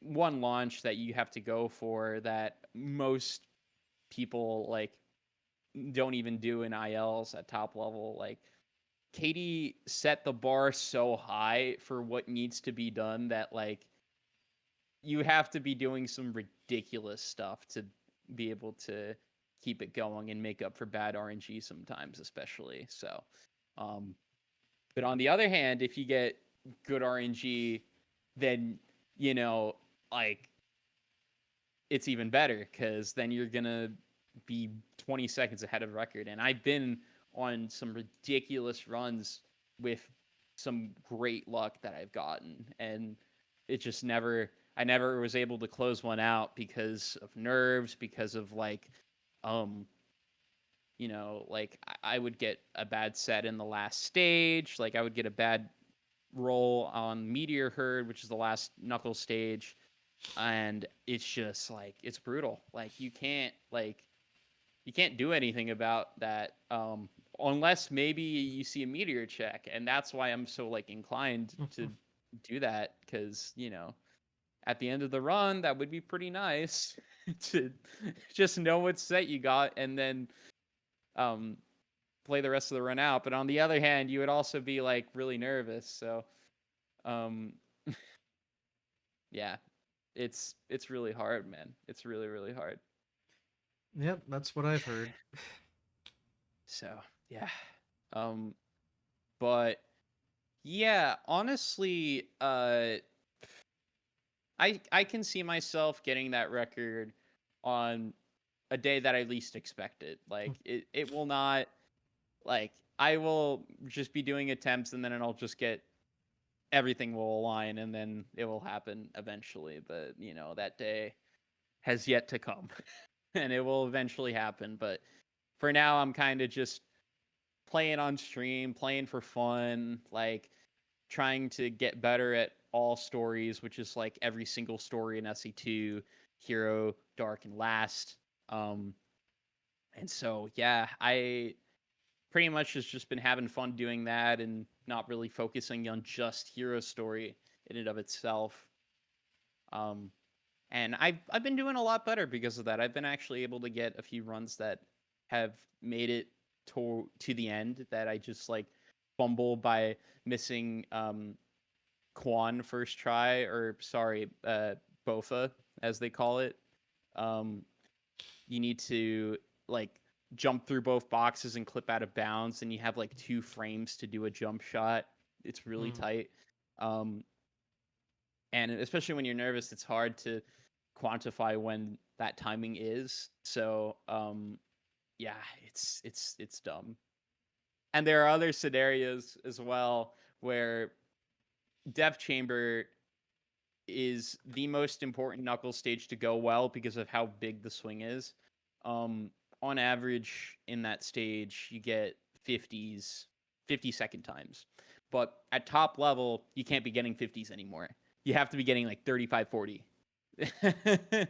Like, it is ridiculous. And the best RNG that you can get on Death Chamber is like 20 to 25, somewhere in that range. And that's really rare. Like, you never see those times ever. So you have to pretty much just rely on above average RNG, which most of the time Death Chamber sometimes will not cooperate if you know, if you die and you get nothing on the reroll, like the strategy in Death Chamber is that you have to like go to a certain, like, you die on a certain set of pieces in the right side of the stage, in the blue area of the stage, and you have to die and pretty much hope that you get a piece immediately right next to you on respawn, and sometimes it just doesn't happen. And sometimes you have to just keep dying over and over and over again until you have no lives, and then when you have no lives, it's actually over, because like the piece 2 and piece 3 are like on opposite sides of the stage at that point most of the time. So it is actually cooked when that happens. You can't do anything about it. So Death Chamber, brutal stage. It is actually like, if Death Chamber goes well, Meteor Herd can like Meteor Herd can be completely fine. Even like you can get like a mediocre Meteor Herd and then you can still be good. But it's just so hard. Like it's like those last two Knuckles stages have such big swings, and it matters in the case of going for a 20, because when you want a 20, you have to play like at your best in Sonic and Tails, but also get like, I'd say like 70, 80th percentile RNG, which is like ridiculous.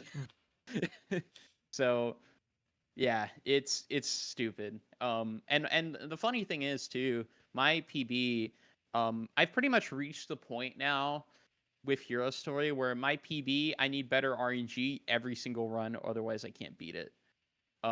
Like the RNG that I got was pretty much the worst RNG I could have possibly gotten with the time that I got.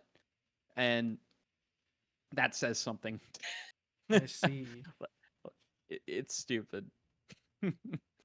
Now, So, does the run still like go through the death plane? wait, what do you mean? Like in Final Rush? Like in the last Yeah, stage? that's something I distinctly remember chancing at the very end. Yeah, so in the world record, there's this strat called, bear with me, Opium Boyfriend Toaster. That Um you're just okay. yeah, Random that word generator times three. that's all I'll say. Okay, I will not explain that name further.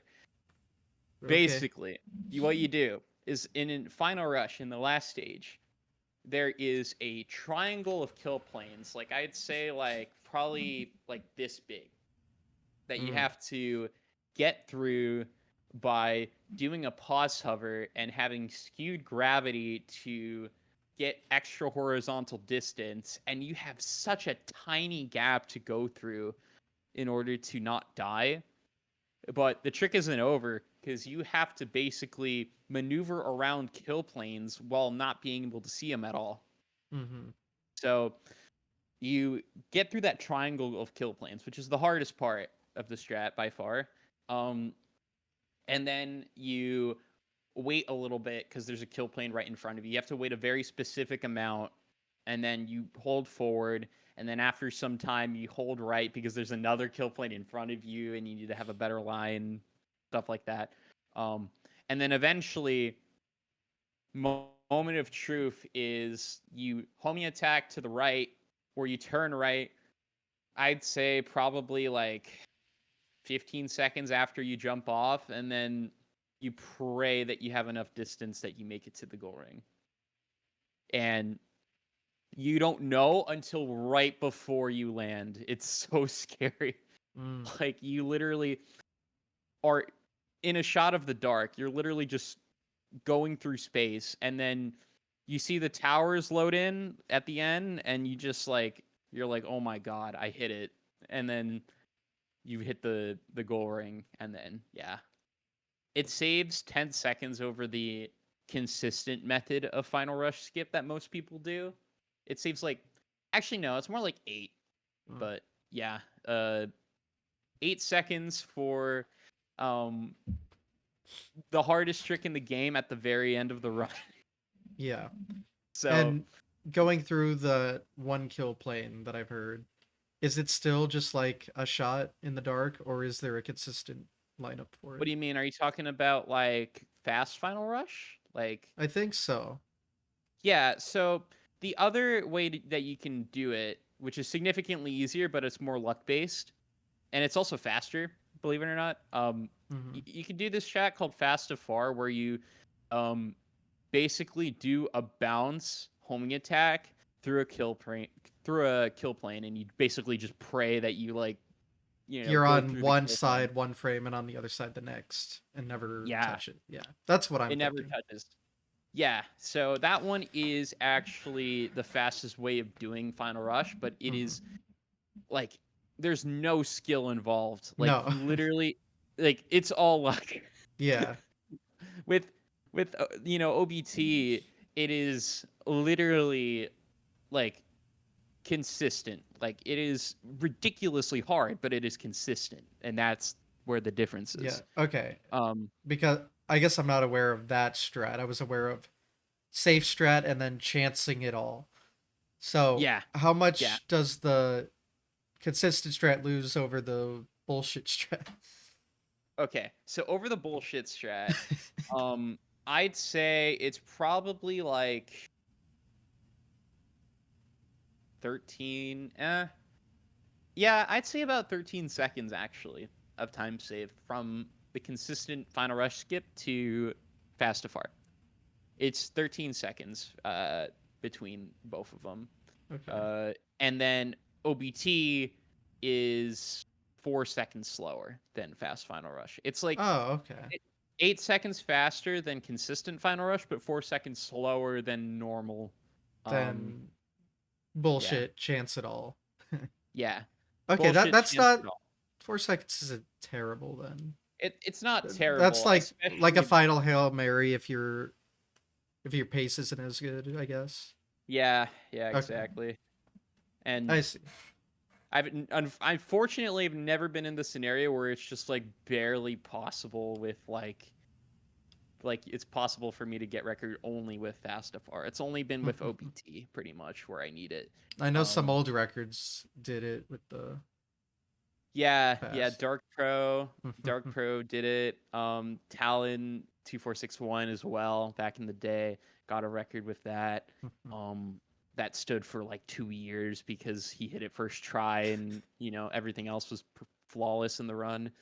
Um and yeah, like in general it is like it's become a lot more accessible because of the consistent method. A lot of people have been able to get really good at it because but before that was found, it was either you do the bullshit like chance method or you play the whole stage skipless. Mm, So, and if you did the bullshit chance method, then you have like 2 tries before it doesn't work. And so you have to pretty much just like chance and go for it yeah. if you want to save a PB, which maybe perhaps back in the day would have been exciting in hindsight, but now in an era where especially you need it, it's not fun. Got So it. yeah, but to this day, I don't know if we're going to go back to seeing the bullshit chance like ever again in a record. I don't even think it's going to happen for a while. Um just because imagine playing perfectly, getting the best RNG, and then you just throw your run away to the that Yeah. skip. Again, final Hail Mary if you need it. Yeah. I get it. More like that. It's like if you got nothing to lose, like if you have no choice, then you might as well. You might as All well right. go for it. Well, that's good to know because I wasn't sure what the current method was for that. I just remember watching the salt video and I was like, "Oh my god." Yeah, I yeah. hope they fixed that a little bit. So, And they did.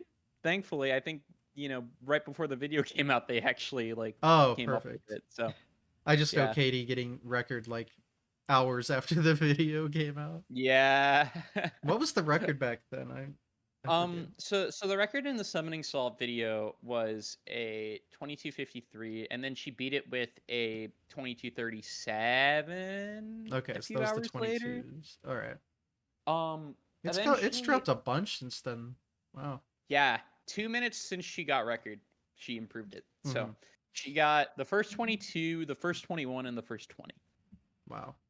So, yeah, and she has held the record since February 2018 and counting, which Don mentioned as well in Yeah, his thing. So, yeah, just crazy. yeah, crazy to think. Like I don't know. Like she hasn't played the game as much lately, but like it's been really cool to see like other people also be able to close in that gap as well and like get to that level because in the years that that record has happened there like the gap has closed and people have actually gotten like a lot better at the game. So like yeah, kudos to like Iden and SMB both getting 21s and yeah, especially Iden. He has like a low 21. He's probably in contention for record as well, but um he's not playing the game at the moment. So pretty much we're it's all up to me pretty much at the Hmm. moment if it's going to happen. So And you said you're sitting at 2107? yeah, me and Okay. Iden both actually have 2107. Oh, fun. We have PBs point two apart. So Mm. yeah, Who's that's how faster? you know. Me, I have second place. So Ah. So you're yeah, far better. Okay. not I'm bear in kidding. mind another thing to note that I find kind of interesting is the RNG difference in our runs because he gets like 35-second faster Knuckles RNG than me. Wow. Yeah, it's a huge difference. Like our runs actually have like completely opposite scale of RNG because he gets like I think 5 or 6 seconds like off of the best Knuckles ever seen, and I Huh. have like one of the worst Knuckles in the top 20. Like Okay, so I I think was it's like kidding, but actually I wasn't. yeah. And what I said earlier about like the fact that, my PB is literally the best I could have done with the RNG I had, I'm not kidding. I wasn't kidding. Literally, if I had that RNG, I would have like a 2032 or something crazy like that. And what's Like record it would 2051? 2053. 3. So, All right, yeah, so it you're 14 seconds, 14 seconds, yep. which is not a And lot. it's not a Not a lot. lot. But especially considering it's not just record, but also a minute barrier at play, like that Hmm. makes it even harder. Yeah. Like, Oh, yeah. There's nothing quite like one of those goddamn time barriers that mean absolutely nothing, but your brain's like, ah, yeah, been there. yeah, for sure, for sure. But yeah, dude, like I will get it eventually, but I need to obviously have a very healthy mindset for it, because like you need everything to go right. You can't just have a day where you're playing out of your mind and you get the worst RNG possible anymore. Like it doesn't. Hmm. Before it was like that. Now you're at the point where you need both. Otherwise, it doesn't matter. Yeah. So it's just like that's just the scenario at how it is. And most people, don't want to get to this point because they know at this point, especially when you have a lower 21, that's when it starts to become more prevalent that you have to worry about RNG is like such a huge factor for Hmm. your run. So yeah, it's crazy. Uh, well, I guess that's that game in detail. Yeah, Anything at least else? Hero Story. What's up? Um, Oh, at least Hero Hero Story. I Story. see. Yeah, Yeah. yeah, because the other categories, they're a whole other story on their own. They're like, Yeah. Dark these- and last. yeah, I mean, without going too much into detail, for the longest time, Dark, until very recently, Dark has been always threatened by this GameCube exclusive strat called Iron Gate Wall Run, which is in the first stage of the run, and it saves 50 seconds. But the problem is it's version exclusive. And not only is it version exclusive, but the version that you have to play it on has completely different combinations for the pieces, so thus throwing any piece knowledge out the window. And the other thing is too, the game controls very differently because when you're playing SE2 on GameCube, it was obviously designed for the GameCube controller. When you play on Hmm. PC, it's like, you can plug in whatever controller and it works. But on GameCube, it's kind of designed for those dead zones and designed for those notches. So even if you like play, you know, SE2 on GameCube, it's gonna feel very weird, even with if you use like a GameCube controller and aren't used to the dead zones in GameCube because it's very different. Um, at least for me, it is. That's what it felt like. Hmm. So, because of that, Record's been pretty out of reach for a while. Because funny story, Katie 2 years ago, someone paid her $100 to implement Iron Gate Wall Run and to kill Dark Story, so she never has to play it again. Because the Hmm. joke is she hates Dark Story, and like people wanted to people knew that the record could go down, but she didn't care for it. So all it took was just a little, money incentive. Mm. And yeah, she spent a few months grinding for a 21 dark with the Iron Gate Warren, and then she got it eventually, and then never touched the category again. So yeah, pretty much. In order to get record, you have to get Iron Gate Warren. You don't have a choice. The equivalent of getting the same run on PC would require like the best RNG ever seen with like it would be like getting a 20 in hero, and most people would actually no, I think it would probably be even harder than Mm. getting a 20 in hero. It'd probably be about like a 22x, 23x hero uh in hero currency, I suppose. Mm. I don't know how else to word it. um but yeah, it's crazy. It's crazy. And now, as of recently, they actually announced that they're going to do a board split. So they're going to split all the categories per console. Mm. So that way, that isn't a problem anymore. And now that the boards are going to be split, I will be significantly closer to record because I never Mm. bothered trying GameCube. So that's also in play as well for me. Like if I wanted to go for Dark Record, that's also there.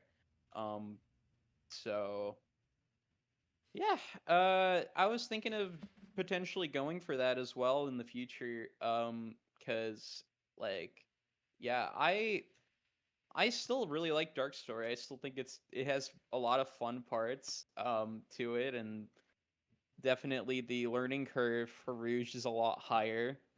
Which for me is a lot more interesting, especially because um, I put so much time into Knuckles, and it definitely, for me at least, I feel like the the ceiling in Knuckles feels a lot lower because of how much less variability there is in each stage. Because in Rouge, outside of Egg Quarters, every single stage has at least 20 seconds of variability, which is ridiculous. Mad Space, in particular, the last stage has 35 to 40 seconds of variability um Mm. on average, even at top level. Like you can get a 25 mat space, you could also on average get like 50 mat space. It's kind of in the same way that like depth chamber works, where it's like that. But you also have security hall, which in and of itself, um you have to kind of play the stage around what safe color you pick, and that could be very, very hard, especially. So, yeah, it's definitely a lot more of a learning curve, and there's a lot more to kind of understand with Rouge compared to Knuckles. So because of that, I haven't been able to like get as good in Rouge as I have been in Knuckles as well. Mainly also just because I'm playing Hero Story more and I have more aspirations for Hero because of, I don't know. For me, Hero Story is the category I started with. It is the category that I always see as like it's like a little brother to me. I play Hero Story so much. It is the category I have the most attempts in out of all of the games I run, and having record in that category would be very meaningful to me, and kind of I would be able to ride off into the sunset with that, and I'd be very happy about it. So, yeah. I see. All right. Is that SA2 in a nutshell? Yeah, pretty much. The other categories they have their own stories as well. Um, I kind of, if you get other SE2 runners in there, since you've already had Emerald and Dawn as well, they could probably explain those as well. Because I personally don't run anything outside of all stories. So, Got it. yeah, eventually I want to try doing 180 emblems, but it's a time commitment because that category is like 8 hours. It's a long category, um, and you need to devote a full day of runs to do it because otherwise, yeah, Hmm. you just don't have enough time. And it's very intimidating to even learn because there's so much to learn. Like there's like every single IL that you have to know to at least some degree how to do well, and like Chow Garden, understanding like animal glitching and like doing that for like an hour, doing Chow evolution. Like it is a very intimidating process for me to be able to understand and like actually go forward with, cuz like yeah, it's hard, man. It's really really hard, and I definitely will probably consider doing it in the summertime, probably next year, or like I don't know, later this year, maybe when I have more time, like post school semester. So yeah, that's pretty much all there is to say about SC2, at least from me. So Did there you want you to go. go in depth on the other games? Yeah, I'll talk about Sadix for a little bit. Sadix is one of those games for me that is also very very hard. Like it's very tricky at top level. um and that category also has its own like you know own dominant runners, as Hero Story does as well, and it's a hurdle to go over and get certain strats down. Right now there's a lot of development going on with Sonic Story and Sadix, because in Twinkle Park, there is a skip that saves like 20 seconds over the normal method that most people do, that is being labbed out right now, and it is labbed out to be potentially consistent in the future, like once people like get really good at it. Obviously the strat is very fresh right now, so we haven't exactly gotten to the point where people are like able to like be like, I feel like give it a few more months and then people will hit their ceiling with the strat, and then we'll be able to see like how good it is. I personally haven't tried it myself. I've been kind of not playing Sadix as much because for me it's a very infuriating game. It's very hard to get out of early game for me. There's a lot of stuff that you need to do that's like very hard. There's a hard ice key skip that you have to do where you have to like clip through a polygon in the wall, and you have to like do the same thing again on the other side. It's very precise spin dash hover slash spin dash jump that you have to do. It's very hard.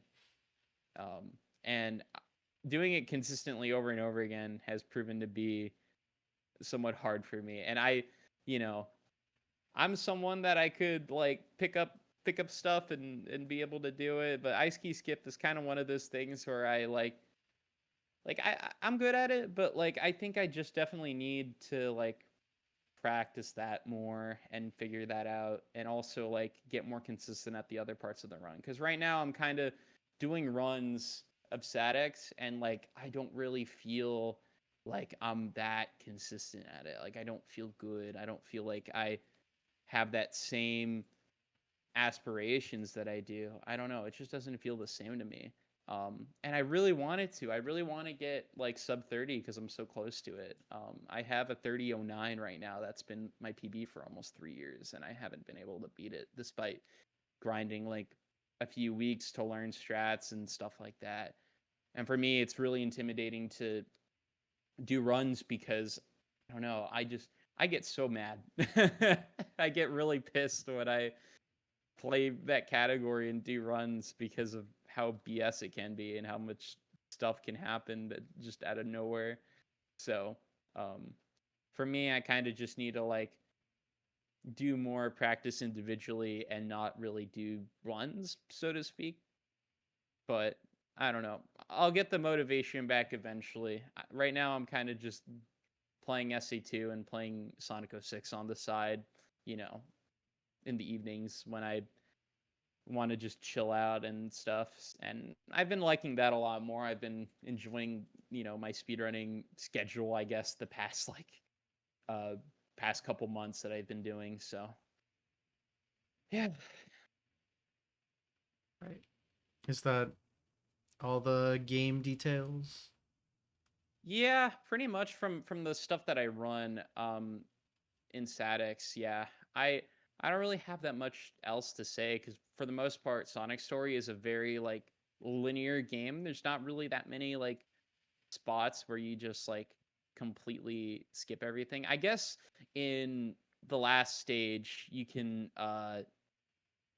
restart the stage upon entering a loading zone, and then you can like load into that loading zone and you can like skip the stage. Mhm. So that's pretty cool. There's also a couple of cool skips in Lost World that you can do where you like spin dash hover, like you do like a spin dash hover through a wall and you skip an entire water slide that you have to go down in the stage. And like and then there's like also later on in that same stage there's this frame perfect, or what feels like frame perfect, jump in at the end, and it's called LOL skip, lol skip, because it's stupid. Mhm.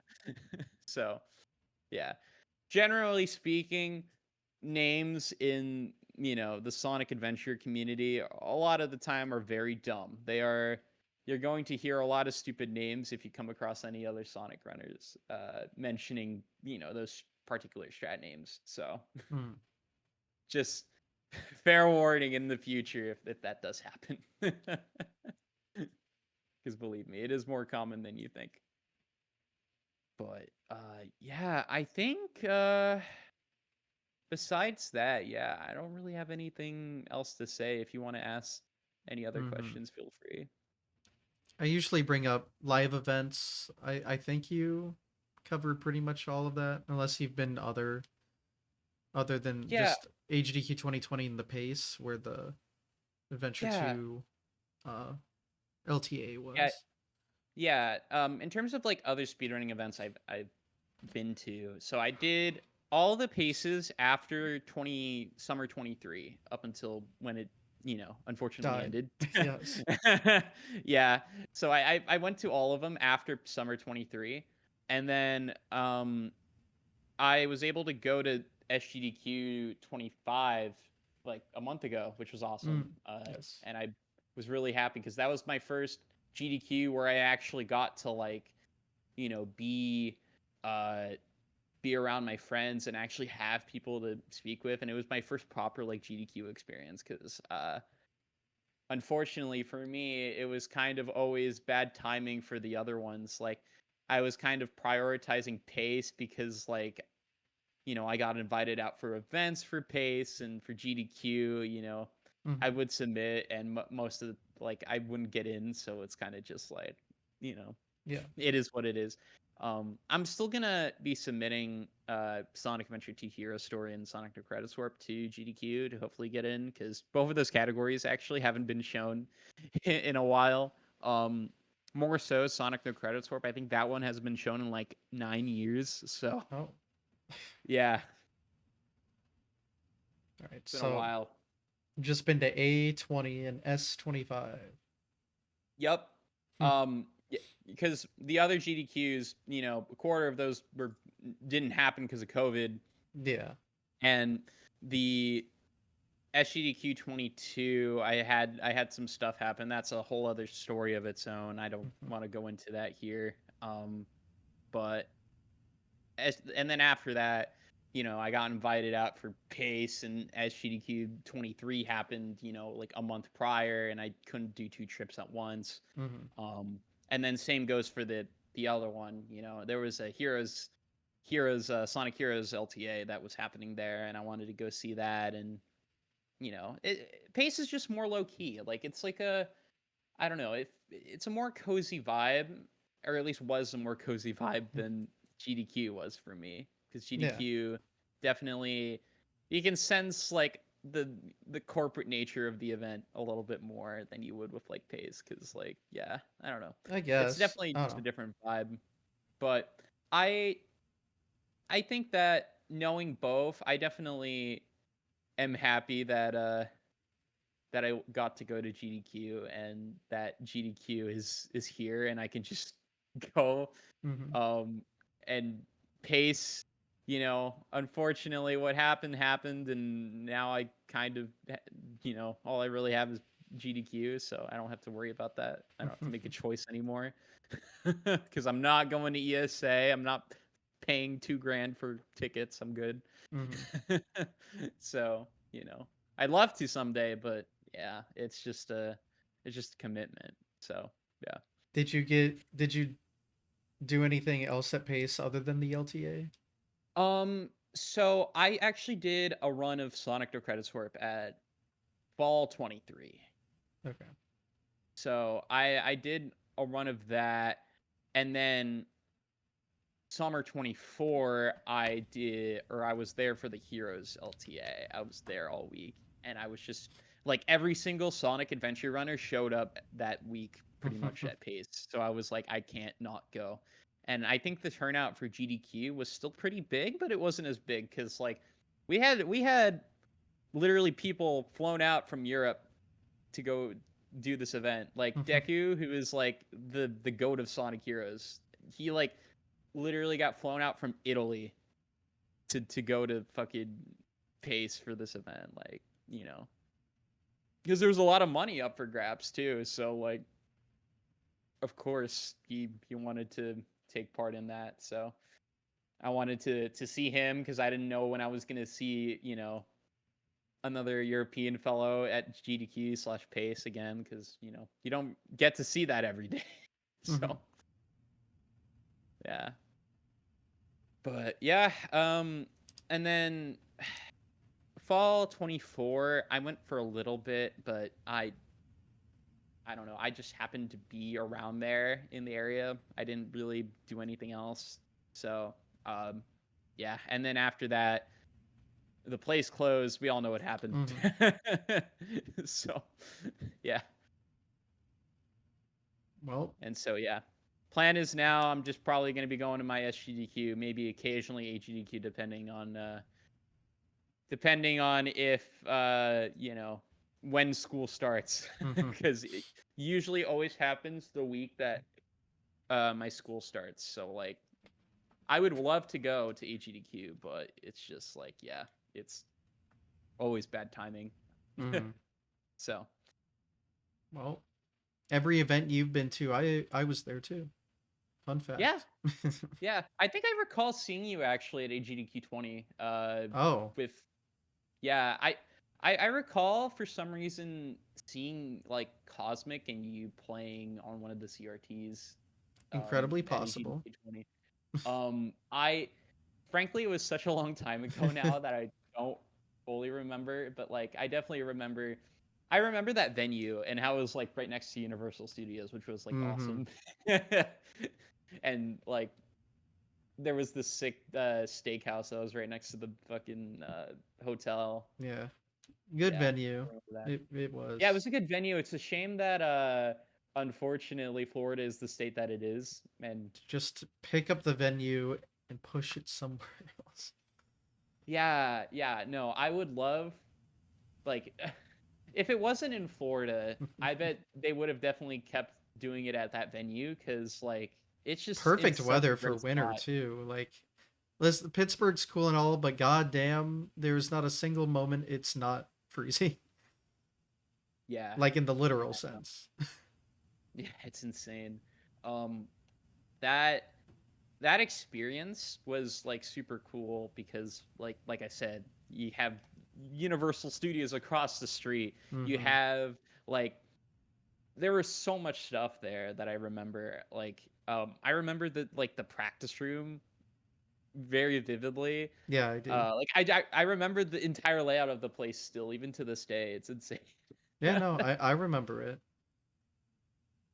And it was It only was one one of the GDQ was biggest there. practice rooms from any event I've been to, I think. Yeah, the SGDQ 25 practice room was like half the size of the HGDQ one. Yeah, and then Like, I guess the winter room is pretty big, but they don't use the space the way they used to, I guess. have you Like, been to HGDQ's practice rooms? Are they any yes. different? The room is big. I don't know. This is the Pittsburgh one. Oh, okay. Yeah. Then I have no idea because to be Yeah, honest, I was told the ones in Virginia were like massive too. I was not around back then. The first Yeah. HDQ I went to was when they were in like North Bethesda for that 1 year before Orlando, which honestly that venue was one of my favorites. Like it was huge, um, and nice, and like all of the it was like two floors. One was just this big practice room in the stream, and then below was like all these other rooms, like this soft carpet everywhere. The murder hallway, classic. Um, really liked that venue, but only got to Yeah. see it once. Yeah, no. I definitely think, looking back, I definitely like the HGDQ 2020 venue more than the SGDQ 25, both in terms of like location and like in terms of like the actual like hotel and vibe and everything. Like Yeah, it was the pretty sick. vibe, I guess. I do like the Minneapolis downtown location though, because they Yeah, used to have it at the DoubleTree, and that was like outside the town, DoubleTree. and you couldn't go anywhere without like a car. Yeah, You were yeah. very I limited definitely in transportation there, but right in the middle of downtown, perfect. Yeah, that Love that. SGDQ at that DoubleTree, I think it was I went to 22 very briefly. Um Mm-hmm. I remember all that was there was like Caribou Coffee, Burger King, and like Fridays in the parking lot, and that was it. And That's Dairy like all you Queen, and I think and a Dairy Queen. Subway, I forgot about that. Yeah. and a Mexican place, and I think that's everything. Yeah, Literally. that's all you had, and pretty much most of the people that's all they could get Yeah, cuz like they because there either was you couldn't walk anywhere else other than there, and you would need transportation. yeah, The only exactly. positive about the hotel, I really liked the venue, and I have like nostalgia biases. That was the first venue I ever went to. But That's direct shuttles to and from the airport to the hotel. oh, yeah. Beautiful. Oh, for are you talking about for the The Minneapolis DoubleTree. downtown? Yeah, yeah. Or the Double DoubleTree? Okay. yeah, the Oh, the DoubleTree double. had like shuttles. Yeah. They had shuttles. Yeah. Loved that. That yeah. I would have definitely liked that in downtown. But to be honest, I think that the transportation in the Minneapolis downtown was still actually pretty good because like It's I was cheap, able to. which it is cheap. It just takes like what, like over half an hour to get from the airport to like downtown, and then you still have to walk 6 blocks. Where like the other transportation was like 20, the shuttles were like 20 minutes and free. Yeah. I mean, that's just mathematically better, but I mean, no, it's not bad. Yeah, no. I think that the train was definitely a lifesaver for me Oh yeah, because no. I was definitely not going to spend $50 on an Uber from the airport Oh yeah, because like no. it's a pain. It's not Real fun. ones remember AGQ 2019 because that's the like DC metro, and it took like 45 minutes to get from airports to the venue. And it Oh was in the middle of a God. winter storm to the point where a lot of the subways weren't working when people were trying to leave, and a lot of people missed their flights, like me, because Oh, oops. the metro to the airport was closed because of the weather, and that made things hard. Oh my And God. I then, hope that situation oh wasn't yeah, like the bad thing about Orlando terrible. was zero transportation. You have to Uber. Just you Uh, have no choice. yeah. And Ubers in Orlando are so Yeah, expensive. you Like had they're absolutely no choice for that one. it's crazy. Like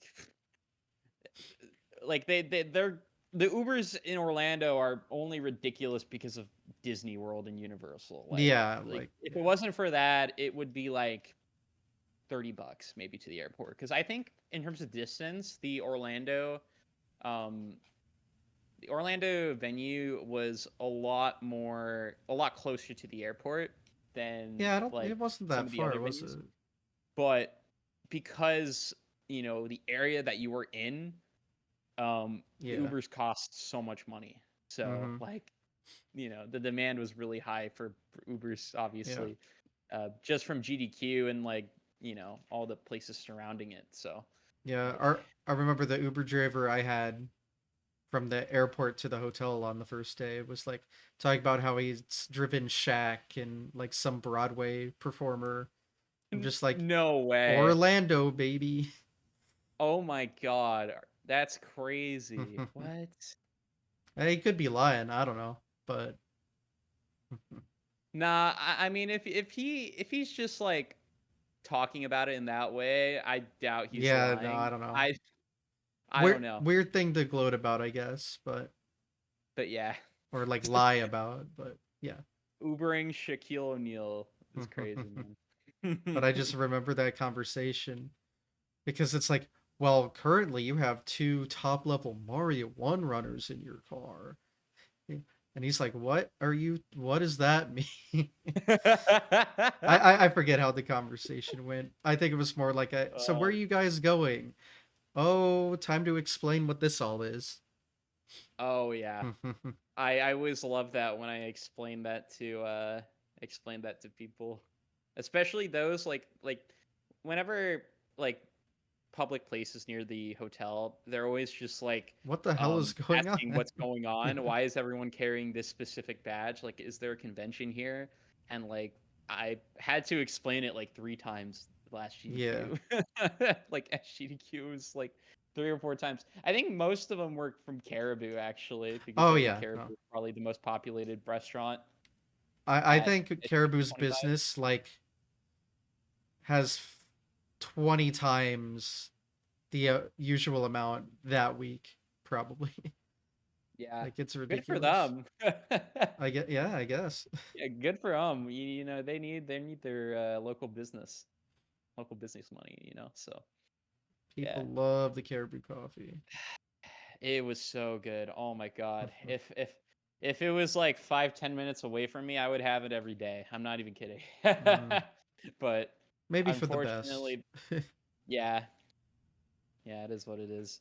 But yeah, no, I definitely. It's always awkward for me explaining speedrunning to other people because like in a sense in general it is so arbitrary, like having to explain it because of how like, oh, you're playing the same game over and over again, but faster, you're trying to see different results, but you play the same game. So it's like most people think like, wouldn't you get tired of the game? It's like, if it's my favorite game ever, no. And there is some reward and incentive to it, and it's just like people don't understand it. So they don't get they don't get that aspect of it. So for the most part, people think it's stupid or like, you know, different. Yeah. Well, I think that's about everything I usually ask. So, Yeah, yeah. Thank you so much for having me. It was a blast. I'm definitely happy I got to talk about Mario 1 with you, especially because, okay. don't get to speak about that every day. Probably not. Not what you're known for, I guess. But Yeah, we can yeah. fix that. You can you It's you can fine. try. You can try I again. might give it a try. I might give it a try again. I still have the NES, so I mean, I could. You never know. We'll see. Mhm. But yeah, thank you so much for having me and for inviting me. Cause yeah, Yeah. it was awesome. Good talk. Well, don't worry. I still have a couple closing stuff. But Mhm. and I know you briefly talked about a few things, but got to ask about the future plans, and it can be like runs or content or streams, anything. Yeah, yeah. So right now I'm kind of trying to, like I said, still, going for Hero Story World Records, still playing SA2 at the moment. And moving forward, um, I still want to get sub 30 in Static Sonic Story eventually, but I gotta be in a better headspace for that, and I also gotta I gotta have that drive for myself to be able to enjoy playing the category Hmm. like in the same way. Um, in terms of like other things that I want to try out, I've been actually really thinking about doing some Sonic Heroes speedrunning. Mm. Because I've actually like messed around with some stuff in Team Rose in particular. And I actually really enjoyed the learning process of that category. And most of the time, if I enjoy the learning process, then I like the run. So it's it's awesome that I've been able to kind of find that. And also, I think the category is super accessible for me. I really enjoyed like the strategies that I was able to get and figure out. I've gotten a few good IL times that I'm happy about. And overall, I think that that is something that I would like to pursue maybe in the next few months or like early next year. Um, but for now, it's just straight SA2 grind, pretty much. And then, like I said, I want to do 180 emblems later, a few months from now at least, or like early next year. Um, at least to, once I have more time and I'm able to dedicate more time to specific attempts rather than just like doing, you know, rather than just like constantly learning or practicing over and over again. So, yeah. I have a feeling you're not alone in there. Yeah, I know a lot of people probably feel this way about the category too. It's definitely a titan of a run. You need to dedicate a lot of time to it, but it's something that I want to do, and it's something that I know that I could potentially, if I work hard enough, get record in it as well. And that record Hmm. is super strong in and of itself. It's really good. Talon still has it, so um, and Yeah. you know how Talon is with the 180s. He plays it a lot. That's funny because what So, I actually meant was I don't think you're alone in the room, right? I've been seeing some hand motions in the background. oh, really? Oh, well, well, maybe you are right. Maybe you're wrong. I Mm. cannot confirm or deny this. All right. I see. But yep. Just a Uh, fascinating coincidence, I guess. I suppose. I suppose. That makes sense. Well, But yeah. So that's what to look forward to. And where can people look forward to that? Yeah, so I stream on Twitch like a couple times a week, 3 times a week, on twitch.tv/Flubbler. And I also have Blue Sky, which I think was, yeah, I think it was pinged on Blue Sky. I have Blue Sky as well. And I also have a YouTube channel. They're all just Flubbler. And my SRC as well. And yeah, that's where you can check out my stuff. Check out if you want to stop by for some chill SA2 gameplay, mainly in the evenings for the most part, like past 7, 6. So yeah, go Yeah. stop by if you want to see some chill, fast Sonic Adventure 2 gameplay. So And potential yeah, world record.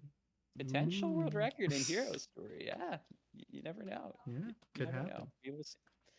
But thank you so much. It was Yeah. such a blast, man.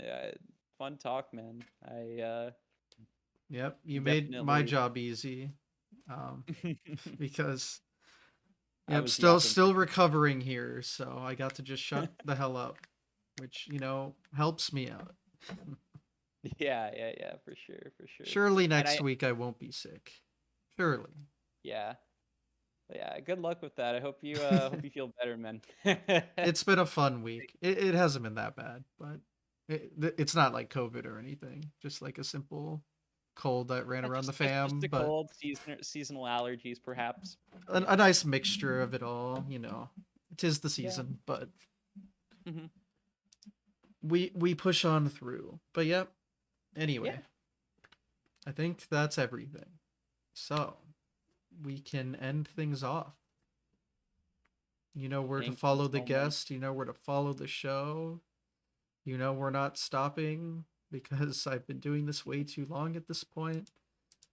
To the point where I just can never come up with a good way to end things off or start things off. But that who cares? It's the meat in the middle people care about, right? Yeah. Exactly. Well, yeah, that'll be it for today. So just thanks for watching. Be back next Sunday, as always.